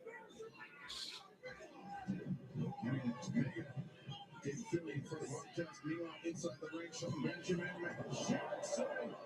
German suplex from Shelton, Northern Lights from Matt Jackson. What's the other Young Buck member at? Still fighting? Oh, there he is.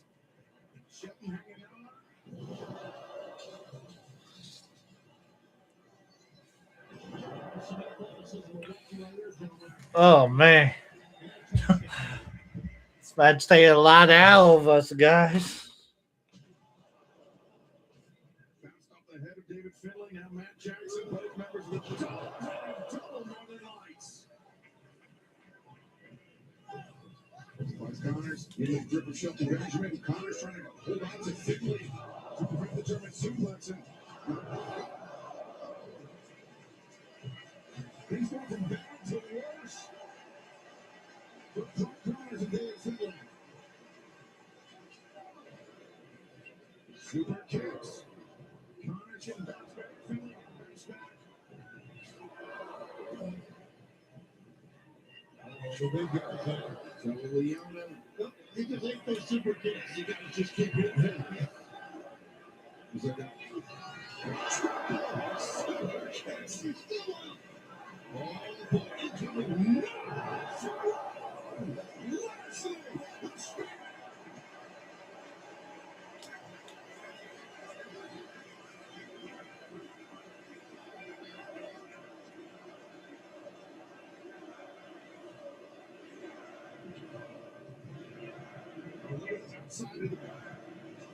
Outside of the stadium, Mark Davis, the advantage right from his eye. I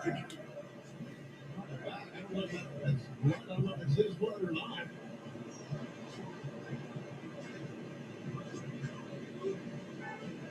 Davis. In the air, but no asshole.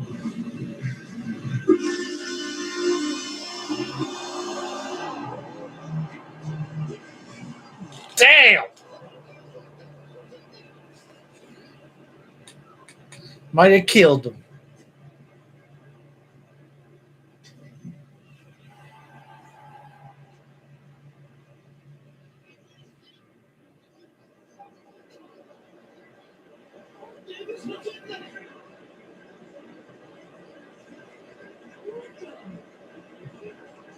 You know the dogs. The folks.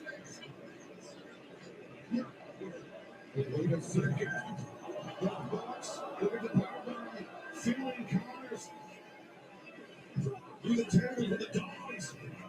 Remain on their feet. Meanwhile, Kenny Omega. Oh no. Get to the midsection. Stops Omega in his tracks.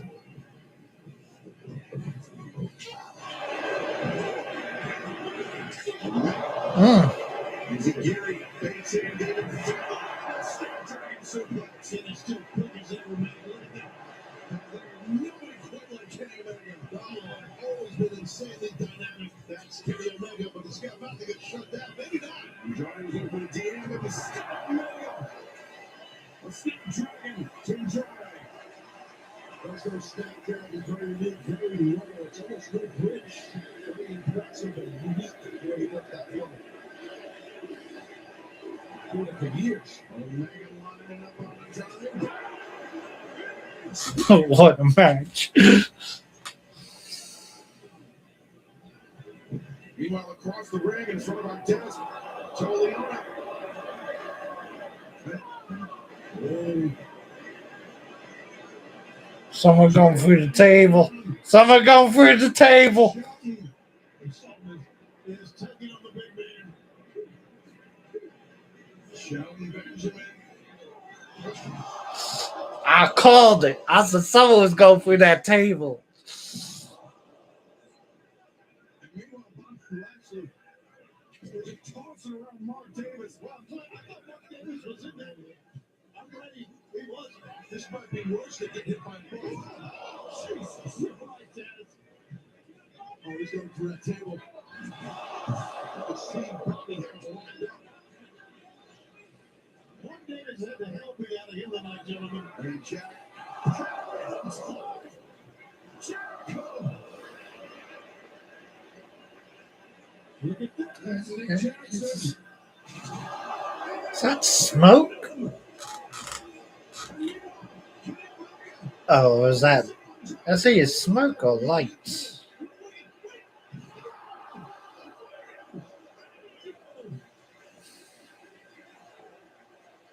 Everyone's down.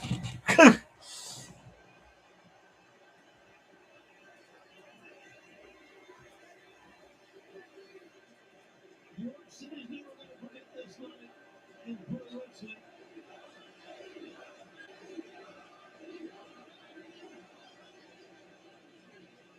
And now back inside the ring, Ricochet finding himself. Oh yeah, he's all alone in there with the wrong guys. He is up the creek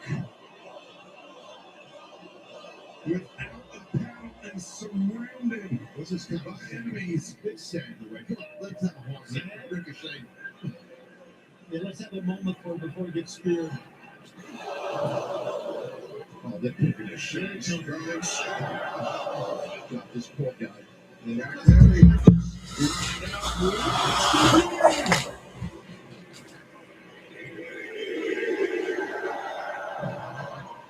The BT triggering now Jericho. Yes, one left. Winding up Ricochet. Oh! Ricochet pushed to safety by Bishop Khan, but Omega the knee.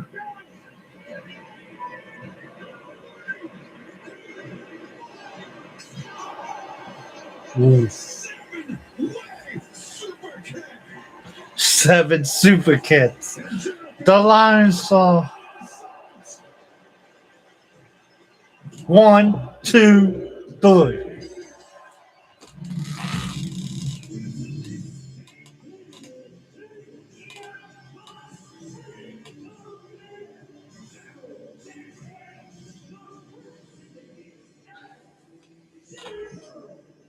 Bishop Khan, he took the A pretty subject on it, pretty efficient guy, and he paid the price. But he took the bullet for Ricochet, let's be honest. He certainly did, but Ricochet is the latest man to fall victim to the lying song. Johnny, it'll never be the real song, my boy. Nope, it never will be. It never should have been called that in the first place. Brought in for the night. God damn.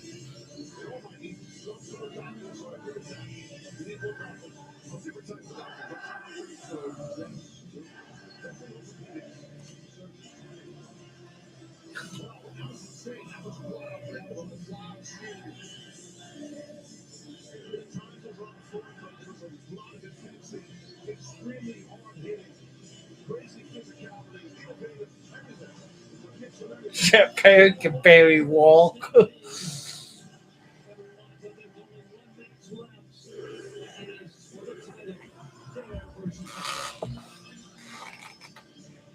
Hair versus hair for the title.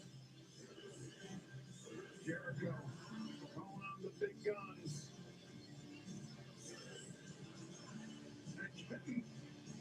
The seal of approval, the thumbs up. Shelton Benjamin, Bobby Lashley, MVP.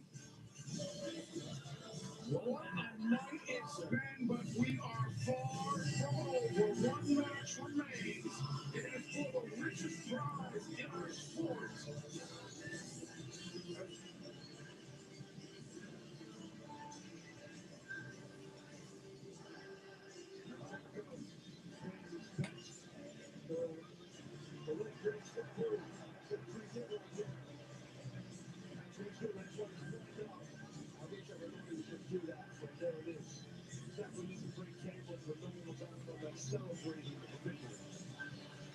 For Sabu. Rest in peace, Sabu.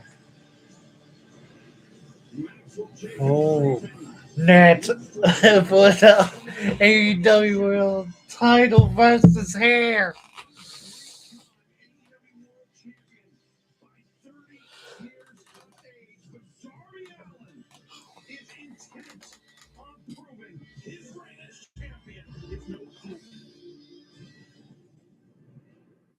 Darby, with love and respect, and I do mean it with all due respect, you're not ready to be world. I'm either gonna make it as Darby, or I'm gonna battle as Darby. Darby Allin is your new All Elite Wrestling World Champion. Give me my belt right now. Give me my rematch, Darby. Everyone in the back deserves a shot at this. Every single week, I'm gonna put my body on the line until it gives out. Enough is enough, kid. It's time to give me that rematch that you owe me, okay? No, Max. I told you if you want a rematch, you're gonna have to put something on the line. You give me a rematch, I'll put my scarf on the line. I'll put my dynamite back in the ring. I'll give you $1 million. Listen, you most vain piece of shit. I'm talking about your damn hair. You would have to wear a wig, wouldn't you? Come on, here, Tony. We can be here all night. What do you say? What do you say?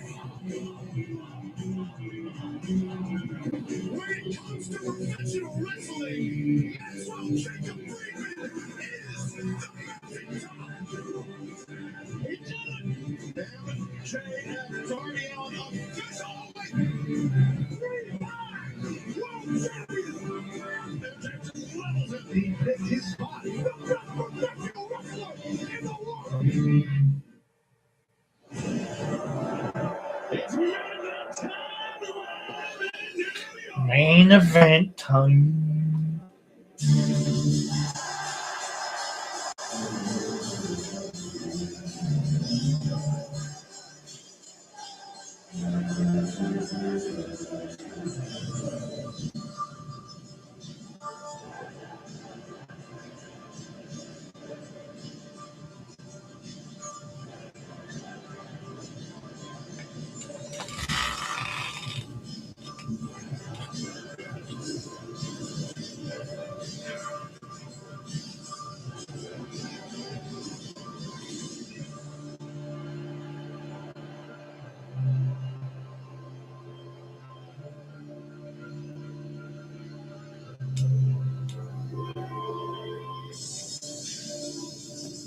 the way MJF looked at those slippers that were on that table. He walked out, wondering, is this the future? Is my head going to be full? If I don't win this match, and I sure damn hope that don't happen. Come on, I think most would rather see him. But not only That just wasn't enough.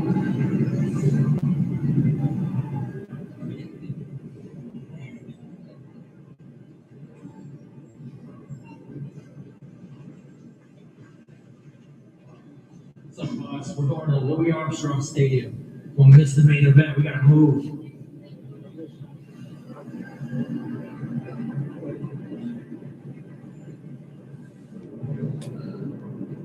What's that?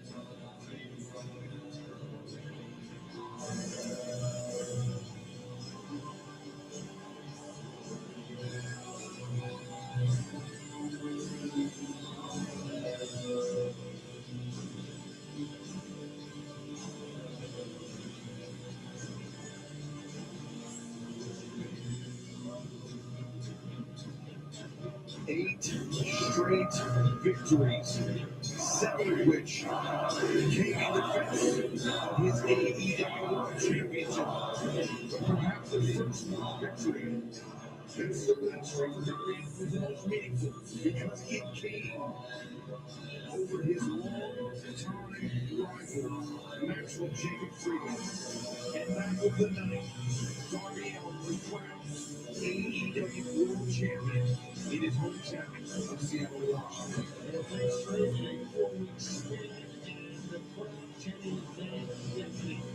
The face of Maxwell Jacob Friedman is right in the name. I think it's a fear, and it's a fear of being embarrassed here tonight. Maybe slightly, but he's focused. He wants that world title back. He does not want to lose his head. That's obvious. Sure, so who knows? Just come with the face. You guys are playing some characters here. I'm not going to do that.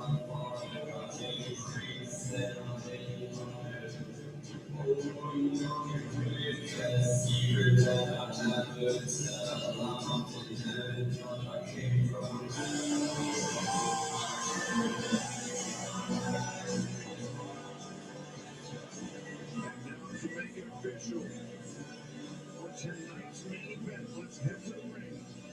And the champion, Kelsey Rhodes.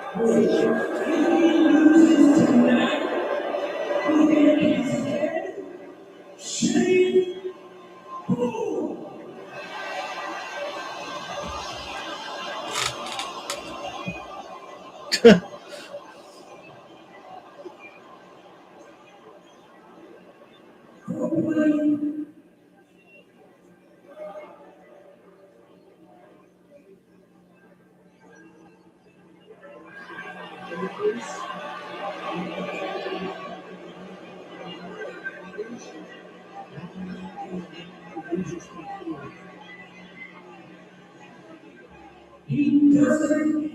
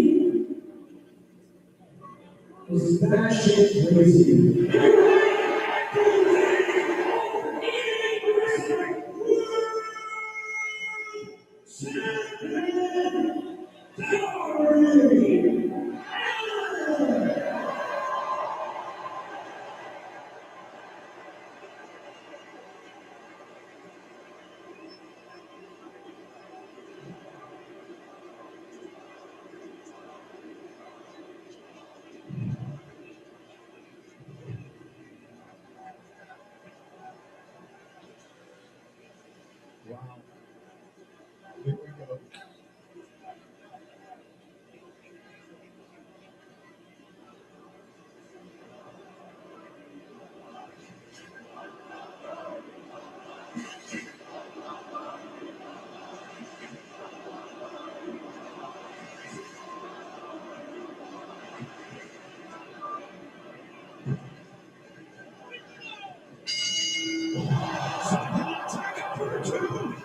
Yeah. This is the second one. Two.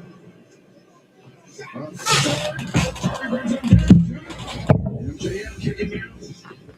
Swinging a miss by the challenger. MJF goes to the outside. Darby.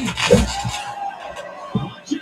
Lining up MJF and Oh!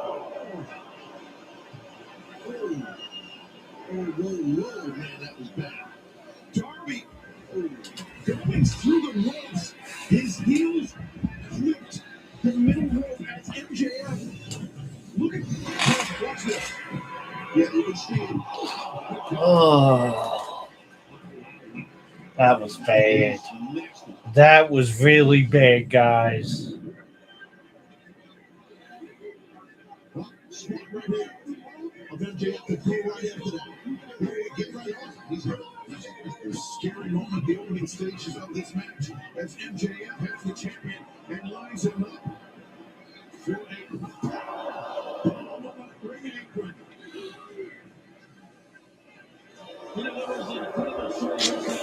Man, that looked like it hurt too, man.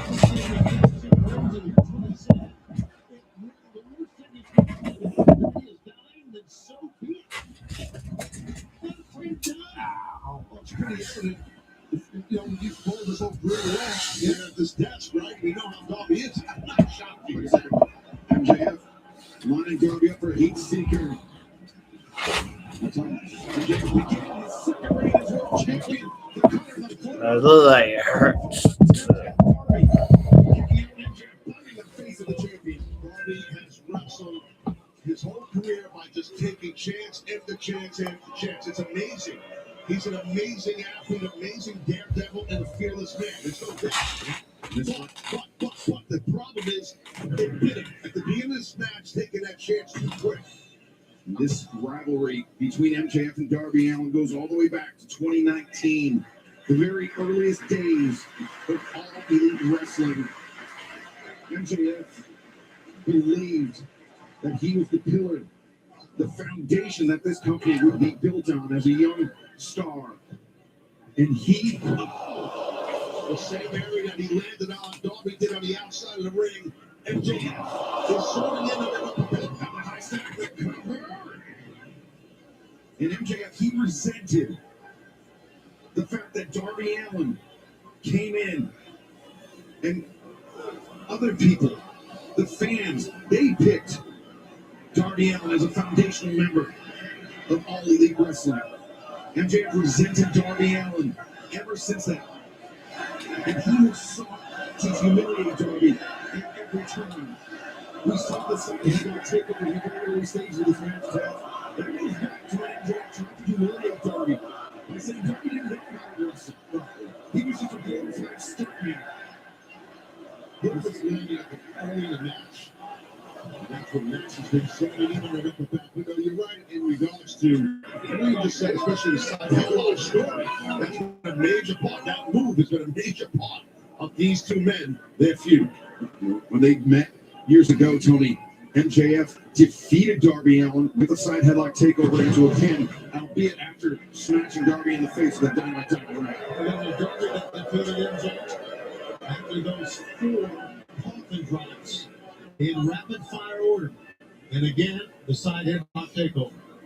Now MJF. MJF's wrestled a pretty darn good match here early, guys. Maybe thinking an avalanche tombstone, but Darby kicked the feet, disrupted the balance of MJF, and Darby hammering down the elbows. Darby. Now. Starting Darby. You can see, I'm not sure if convulsing involuntarily or just trying to get some feeling back in his body. And Lord knows what his spine feels like. If some of his fingers or his toes or his legs have some numbness in it, because that can and will happen. Especially after what he's gone through. We talked about the title offensive. We saw his body give out on it not too long ago in the match. Simply comes out and head up there. The task, those humiliations that MJF looked to inflict. Wait a second, coffin drop. Oh no. Coffin drop perhaps incoming. MJF going to the outside. Not again. Darby. Oh, right into the announce table goes MJF.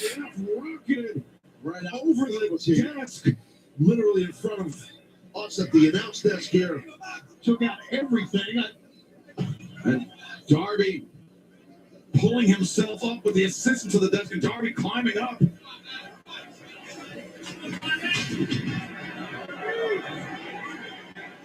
And referee Bryce Remsburg being very liberal with the count on the floor as Darby Allin. What the hell is this maniac going to do? He can do anything from here. Darby dragging MJF back towards the ring this match. Perhaps he won inside the ring. Darby knows that. You know, to the point you're making earlier, Bryce Remsburg knows how important this match is.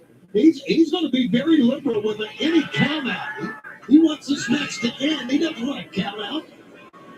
As Darby now with MJF down on the apron, Darby could be, well, he could be looking to guillotine coffin drop. He's going to snap his hands and say, you know what? That was the best of what could have happened, because it would have hit the head of Max. It would have broken his neck. It would have broken his freaking neck. Well, speaking of broken, there's a really good chance the back of Darby is broken. Look at that landing.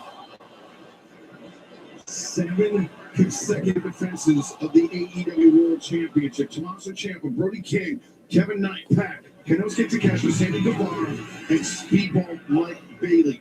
Darby Allin has tied the record for the 3rd most defenses of the AEW World Championship, and he's done it in the span of just over a month. He's about to lose the world title here. Well, There's no way he can continue. He's so beat up right now, and MJF is locked in. He's locked in. He's got some devious plan here, too. yeah, but through all those title defenses, we've only seen him crash and burn a few times, and that was one of them. Yeah, man. MJF. Oh, my God. Oh, no. Now on the steel steps. On the upturned ring steps.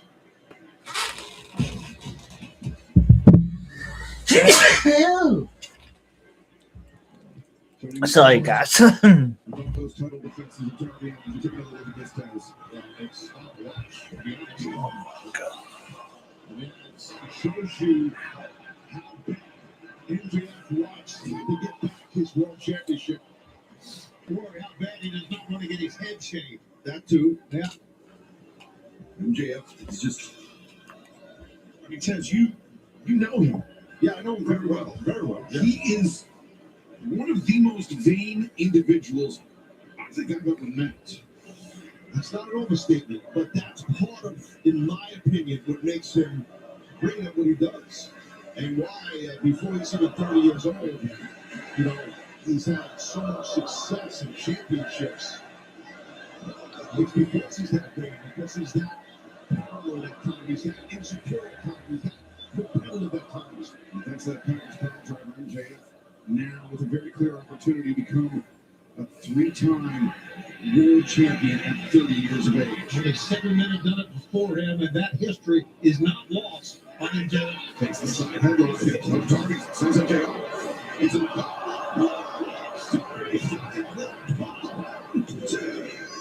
Oh, I thought that was gonna be it. From Mick Foley, that is retribution, that is payback for what happened during the buy-in. Good for Darby. The referee never saw it. And Darby, such a sneak, shortcut artist.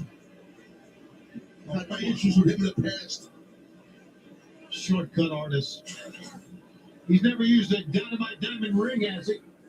MJF charging in. The boots of Darby Allin await the challenger. Darby charges in. MJF though answers the back elbow. He thought he was a little bit slow after that Ukemi roll, that forward roll, because he's got issues with his back. And now his arm just got shattered.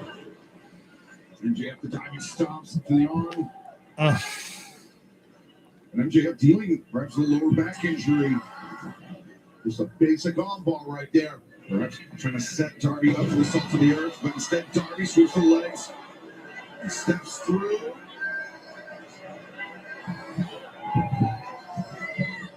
Steps through and steps over the Scorpion. Sharpshooter.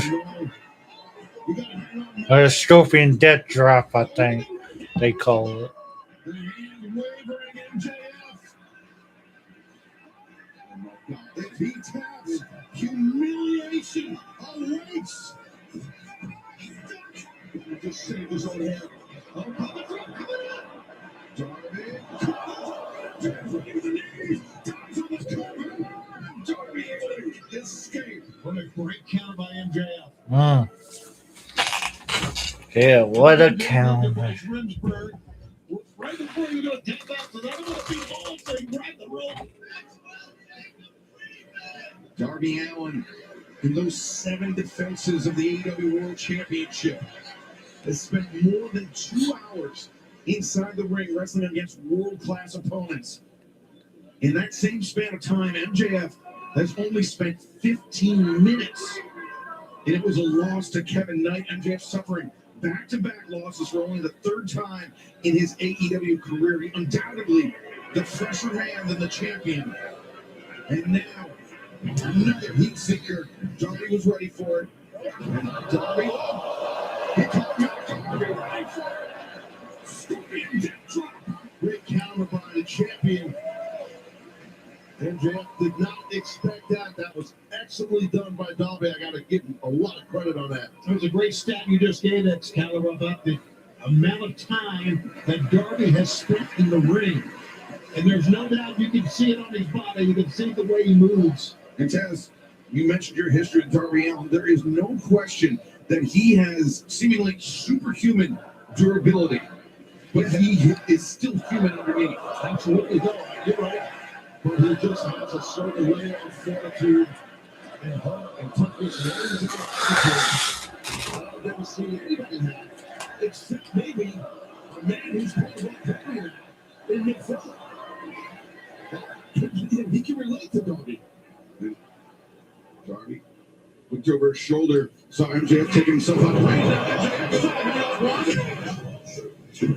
Darby, here we go. Now trades with him. 1, 2. MJF tilts. 1, 2. Darby back down. MJF head scissors Darby up to his feet on the move. Sunset flip. 1, 2. MJF escapes. Darby. Goes through. MJF nice kick to the arms. Darby reverses though. 2.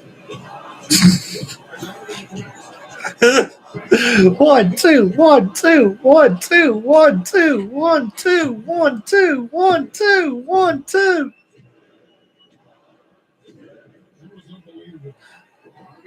One, two. 1, 2. He breaks free. Combination headbutt. Darby, the roll. The code word no. Landed. To the front by MJF. And now MJF. Oh!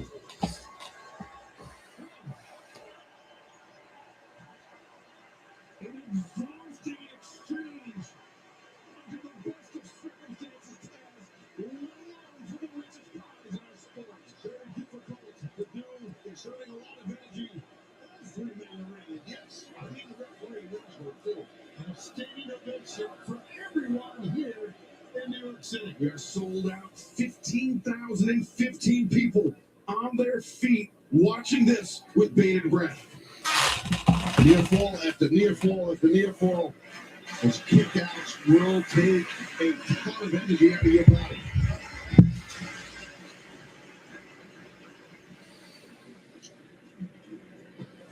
Want to give both these young men credit. They have pushed each other, and now they're just pushing themselves. Oh, God!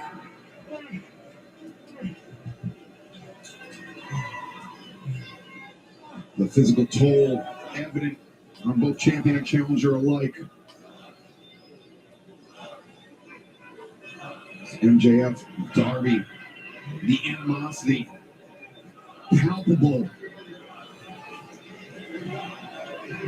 Well, these are 2 AEW originals from day one. That day one guys. This is for the AEW World Title. It's just hurting both. Each man has pulled himself up. Look at that. Oh, oh God.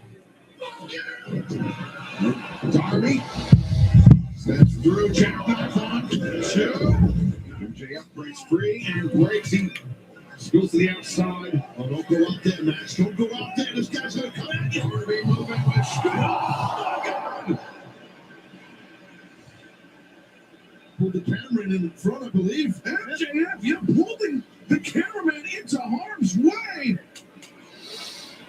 Hey, Mark Dresser, flipping cameraman, just got wiped out by Darby Allin. MJF.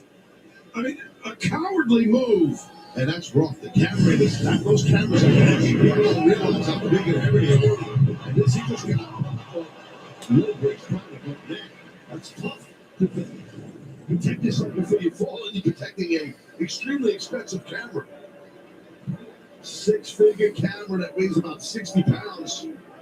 And Roth is down and out, as is MJF and Darby. The medical team understandably attending to the non-combatant, the innocent bystander that MJF just pulled into the path of the AEW World Champion. And once again, we do need to mention MJF is rolling the ring that Bryce Remsburg being very, very lenient, not going for a count out there. He starts to count down, but He'll actually be okay. He's a great guy. He's a great time. And he's still trying to get the shot as he got hit. If you notice, he was still trying to get the shot.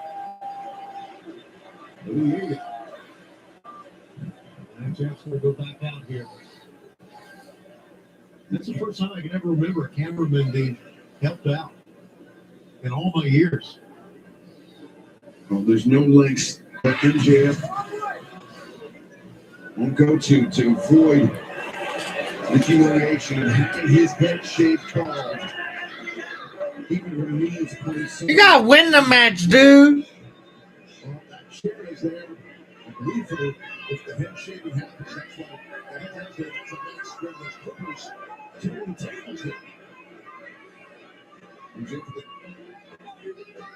The clippers with Darby Allin carrying he gets shaved bald. And now Darby from guillotine on MJF.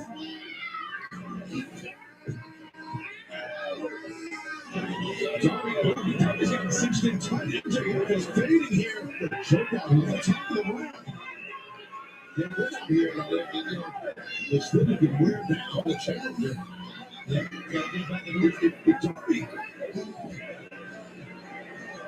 Darby is able to incapacitate MJF on the outside. He can return inside the ring.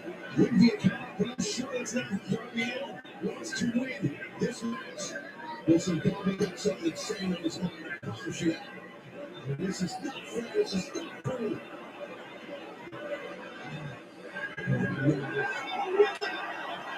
Darby glass at the scaffolding.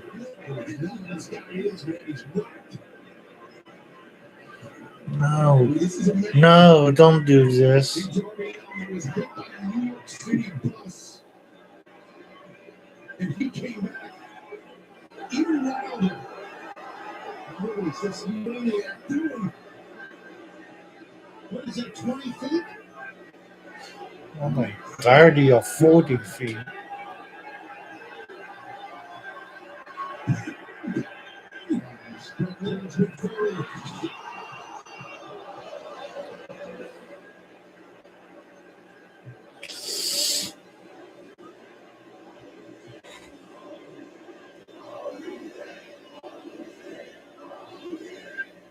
Max ain't moving.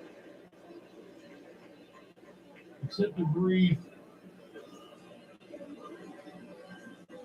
And Darby Allin moving, but just barely. I mean, look at that. I mean, this is insane. Like the height.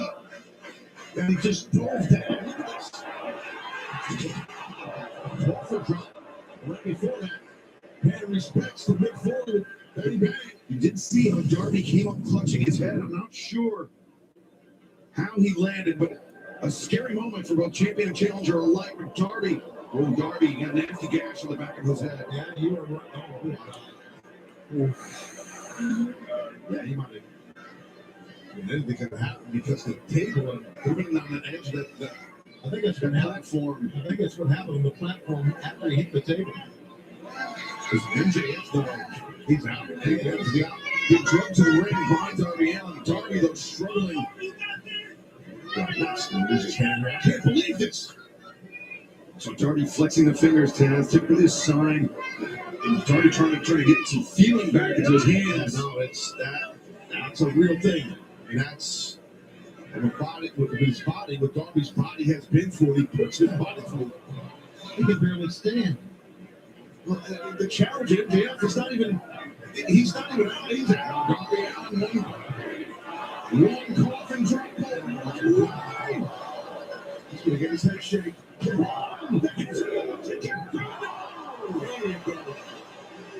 The heart of a champion. You can hate him, Jeff, or love him. He's got the heart of a champion, I'm telling you. Well, you know what? You're right about that. He does. And that the fact that he doesn't want to get embarrassed, he doesn't want to get his head shaved. At that end, it's what you call pulling out all the stops. And that blood on MJF is all from the head of Darby Allin. Darby. Hammers down once, twice, 3 times, 4. Can Darby do anything else? Does he have anything? I mean, this might be the smartest thing to go with the Scorpion, a submission hold. He's going for the Scorpion. The Scorpion Deathlock is in. Scorpion Deathlock is locked in. Especially this hold, imagine. There's again. Yes, his body gave out on him just like what happened against Sammy Guevara on Collision. Bryce Remsburg, the referee, gonna get him checked out. Maybe, I don't know. He just backed off the medical staff. They were about to enter the ring. Darby did say he's going to give all of himself to defend the title, and I think he has. Look at that face of that maniac. I think MJF realized he just dodged a bullet. I don't think he could have survived with that lower back injury. I don't think he could have survived the Scorpion Deathlock for much longer. I don't think Max can tell you what happened in the past minute and a half of this match. To be honest with you, I think he's been out of it. But he's not out of it anymore. And Bryce Remsburg being very lenient because Max put his hands on it. Go to side left. Hit that. That really will get covered. Here comes. Superman deck drop. You can't go over to make a pin.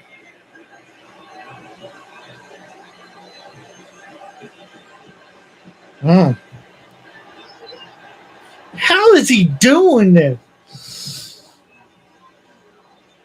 Darby makes the climb. MJF disrupts the balance of the champion. And once you hit that top rope, it shakes.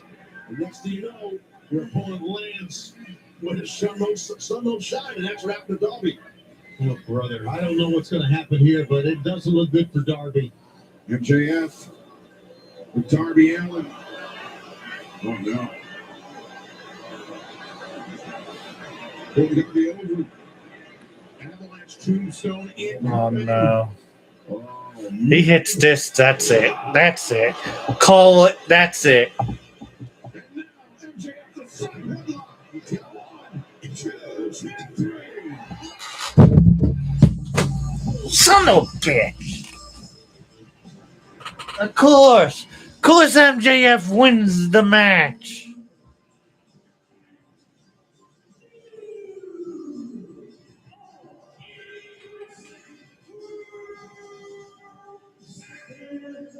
The 3-time AEW World Champion.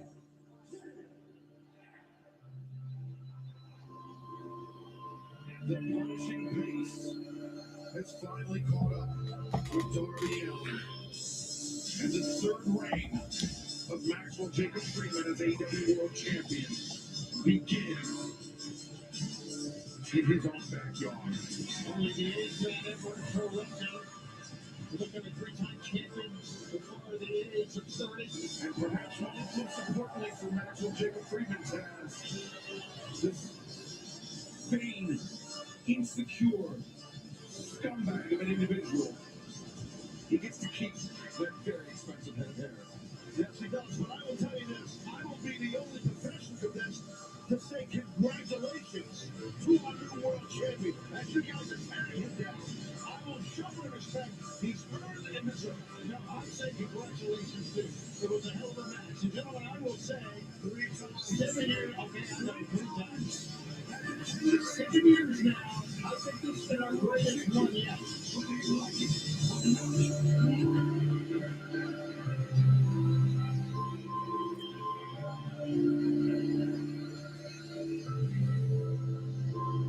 Darby Allin said he would defend the AEW World Championship until the wheels fell off. And unfortunately for him, they've fallen off on one of the biggest stages that our sport has. Darby has given everything he's had Oh no. over this past month and finally caught up with him. MJF was a better man tonight. I mean, they could have went either way, but it was insanely physical. I mean, when he hits that off the ropes, that pop dropper, that tombstone, and it's done, that avalanche, you're done. You're done. I don't care who you are, right? It's a vicious, dangerous grip. You don't see a lot of these around. Come on. I don't like that back where he would take it.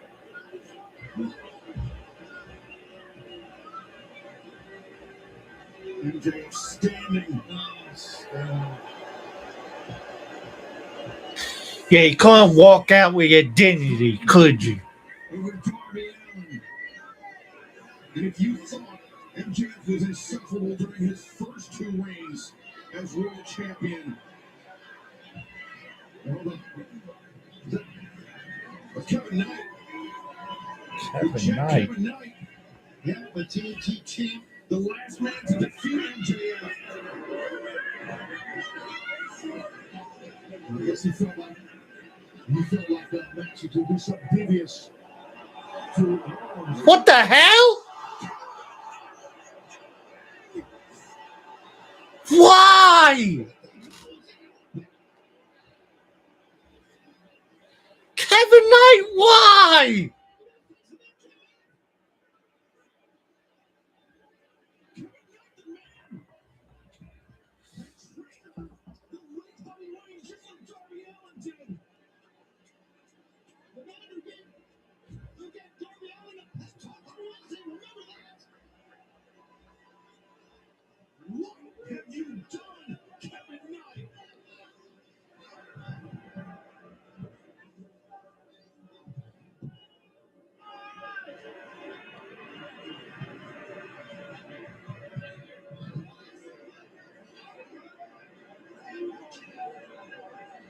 like Kevin Knight.